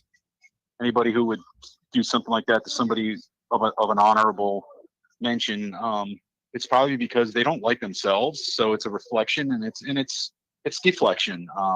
So it is what it is. But we should all be one big family, and as Bucs fans, and celebrate together, win together, go through some tough losses together because nobody's perfect, and take the good with the bad. I mean, this is what we are here at the Amped Up Sports and the Sports Web. It's one big family. Nobody should be against one another. I love it. I absolutely love it. So what were your thoughts on Chris Godwin and his comments today? I thought it was great. Chris Godwin is just big time. I mean, I think losing him last year, Pete, was made a big difference in falling short. Sure. The guy's just an amazing blocker. We never really had that great of a blocking receiver since Michael Clayton. I don't think that really took people off their feet. But this guy really does that. And he's an all-around, he's got good hands. He can get open. He can block. He can go in motion, short passes, intermediate, long. He can split the field. He can spread the field. He is just a big time player to have, and I'm glad that they kept him. Now, Pete, did the tag change? So it wasn't tagged. It was a 3-year, or did they also franchise tag him? Or you can't do both, right? They franchise tagged him, but they signed him to a 3-year new contract. So. Oh, great. Yes. That's good news. But they can't use the tag this year, if that's what you're asking. No, they can't. I gotcha. But yeah, happy times, man. I know I'm pumped, and everyone else should be. I mean, what more can you ask for? If Brady back, the lineman that we drafted that's going to come play with Brady and help protect them. The draft coming up. Barrett's coming back. We don't really know too much about Sue right now, do we? We don't know about Sue if he's going to come back or not. We don't know about JPP. Of course, it looks like there was some interest from the Cowboys, and we'll see how that plays out. But now it looks like they could be after former Packer, and he was supposed to sign with the Ravens, Darius Smith. So now the Cowboys could be on that train. Yeah, and how about the Russell Gage signing, Pete? I love it. I love the signing. I think it's great. I think it's a guy that's killed the Bucs. It's a player that's going to help the Bucs out, keep him in the slot. He can play outside. And I'll tell you right now, I don't know how healthy Chris Godwin is going to be. But again, we know these Buccaneer wide receivers and they can get hurt throughout the year. So, why not have a guy like a Gage on this team? And then on top of it, possibly even a Julio Jones. I'm not going to rule it out. That's for sure. Yeah, man, you'd definitely be loading up the box with a lot of weapons there. I guess how much you want to spread the ball around, or who do you want to get the ball to on that particular given day? It's kind of the way it is now. So can you imagine adding Julio Jones that can actually stay healthy? That'd be lethal. Yeah, absolutely. Absolutely. I mean, I know we all want the same team to come back. I mean, I don't know. We're going to lose people, I guess, but hopefully we don't lose many more than Whitehead. I'm hoping Sue comes back and JPP because they are an important link on that defense. And they bring the intensity, and they just make a lot of the defense, our defense, what it is. But I still think if they don't, I mean, what can you do? You got to be optimistic. You got to stay positive because, why not? I mean, we're building a team. We're adding pieces to an already great squad. So, what did you think too, Pete? Did you hear about the 2-year thing now on season tickets? Yeah, I heard about that. I wasn't going to necessarily get into that, but I don't have any problem with it. I understand where the Bucs are going with it. And that's fine. I think Brady may come back for 2 years, but even if he doesn't, if he wants season tickets, you got to get him for 2 years. That's all to it. And I why not? Yeah. Pete, I remember I had season tickets since, was it 2012 until 2016. And I had it when they kept the youth prices. So like, even though like your son was going in teenage years, they would keep the youth price, which is half of the adult price. And I was paying like $4 something for the year for 2 tickets up in the upper level. And on a 5-6 month payment plan, it was dirt cheap. Those days are over, but I loved every bit of it. Father-son thing, the experience was excellent. And there's nothing like going to live game. And it's too bad we weren't winning in those years, but it's still, it's priceless, man, to be able to go out and because your kids never forget it, and you never forget that bond that you built with fans. And I mean, it was great. It was great. It was exciting. It was just, I'm glad that we have a team. I mean, it's a great city. It's a good sports town.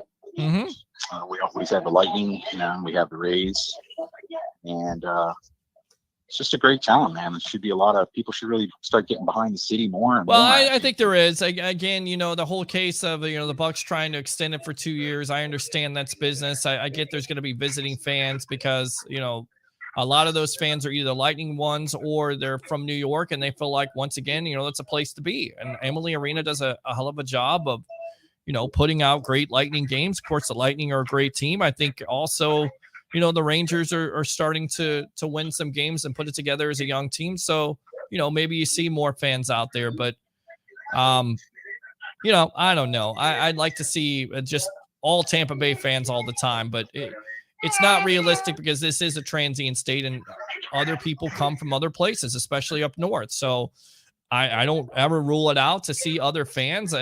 Look, as long as they pay their money, of course, you would, again, like the home field advantage with the Tampa Bay sports teams. Ron, anything else? Yeah, man, and it just because just Vinnick, he's amazing. I mean, what he's put together. We had Yzerman, he did very well, and the trades, the pickups that we got were just always paid off. And then when Yzerman left, Brisbois has been just phenomenal, and they've really built a heck of a team. Brought a lot of excitement. They sure have. To bring hockey to a place like this is just amazing. How they made it work, and every year we're in it. I mean, every year they're competing, every year they're in it. Hopefully the Bucs will stay that way. We miss those days. The 81 division win, the 79 dream season, one game away from the Super Bowl, and it's great. We got 2 rings now, and going for a third. We'll see what happens. Good stuff, Ron. Let me go ahead and give you the woo. Let me give you the Byron Leftwich. How about them Bucs, baby? Appreciate the call as always, my friend. Baby? All right. Hey, thanks, Pete. Take care, brother. Yep, absolutely. You too, buddy. Thanks a lot for the call. Open phone line 727-255-0391. It's 727-255-0391. As we're here on the Sports Web on a Monday night, Zadarius Smith signed with the Bears. False news. That's fake news. It did not happen. We need DBs. Certainly possibility. Jason Light talked about that about a month ago at the Combine. He said, the front, like the first round, is not filled with a lot of talent, but the later rounds. And, of course, with Jamel Dean coming into free agency, and, of course, Troy Polamalu's favorite corner, SMB, coming into free agency, it's certainly possible, especially with SMB and somewhat of a regression. Once again, you got to stay healthy. Bears, Bulls, Blackhawks, Cubs for life. All right, congratulations. And I know how Zadarius Smith has not signed with the Bears because he was on a visit with the Minnesota Vikings tonight, and he kind of, threw some shade at Aaron Rodgers. In fact, he said, seeing Kirk there working with his KJ and Adam really assured me he's not sitting on some YouTube channel creating drama. He's putting in the work because he sees a weak NFC North, and so do I. Wow. Yeah. Wow, that wasn't a swipe at Aaron Rodgers, huh? All right, let's go out to Urban Meyer. This from The Athletic. In fact, this is probably one of the worst, if not the worst, coaching hiring in all of NFL or professional sports. And it gets worse, ladies and gentlemen, with Urban Meyer. Remember the culture there, kicking a kicker, cursing at players, but this is awful. Multiple sources said Meyer was unfamiliar with star players around the league, including 49ers receiver Deebo Samuel, Seahawks safety Jamal Adams, and Rams defensive tackle Aaron Donald. What? Are you serious? You're going in to coach. I get it. You're from college football. I mean, everybody that plays Madden knows who number 99 is. It's not Warren Sapp. It's Aaron Donald. 3-time defensive player. According to this article, which is written by Mike Sando, who's this 99 guy on the Rams? Meyer asked one staffer during the season, according to a source. I'm hearing it might be a problem for us. You think? Oh my gosh, it just gets worse reading some of this stuff. I mean, just unbelievable. On another incident, he says not long after veteran receiver John Brown signed with the Jaguars as a free agent, he ran the wrong route in practice. To correct the mistake, Brown, who is from Florida, and rookie quarterback Trevor Lawrence ran through the route again after practice. Meyer walked up to the pair. Hey, Trevor, you got to slow it down for him. These boys from the South, their transcripts ain't right. Are you serious? Even worse, and this is from a former wide receiver now with the Detroit Lions, DJ Chark. The way he was running the ship, it was impossible to succeed. One example of that came during the preseason. The day after a player on the Jags missed an assignment during a preseason game, Meyer stormed into the room where players had gathered and threatened to cut everyone if it happened again. It didn't go over well. And do you know what would happen if I cut you guys? Meyer said. 4 people into the room, he said. You couldn't get a job paying more than $15 an hour. Wow. Another time during a meeting that also included members of the coaching and personnel staffs, Meyer berated a player so harshly that the player cried. According to 2 sources, Meyer slammed the door after departing the meeting, leaving others to console the player. The next day, one of the other staff members present that he completely missed that Lawrence, like Brown, is also from the South. Shark goes on to say he feels like threats are what motivates. I know he would come up to us and tell us that the receivers weren't doing good. He wasn't going to fire us. He was going to fire our coach. He would usually say that when the coach was around. The most toxic environment I've ever been a part of, says the veteran wide receiver. And also, Meyer blamed everyone but himself, including the coach, for the problems with the running back involving Robinson. Wow. All right, let's go out to Rex Grossman. So it's okay for Arians to slap players, but it's not okay for Meyer to kick players.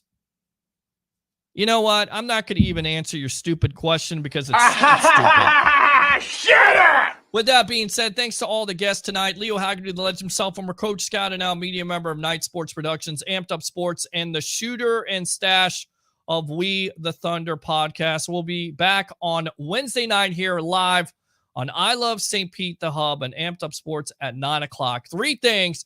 Bring your passion. Bring your excitement. Just don't bring any nonsense. I'm your host, Peter Blake. Have a great night.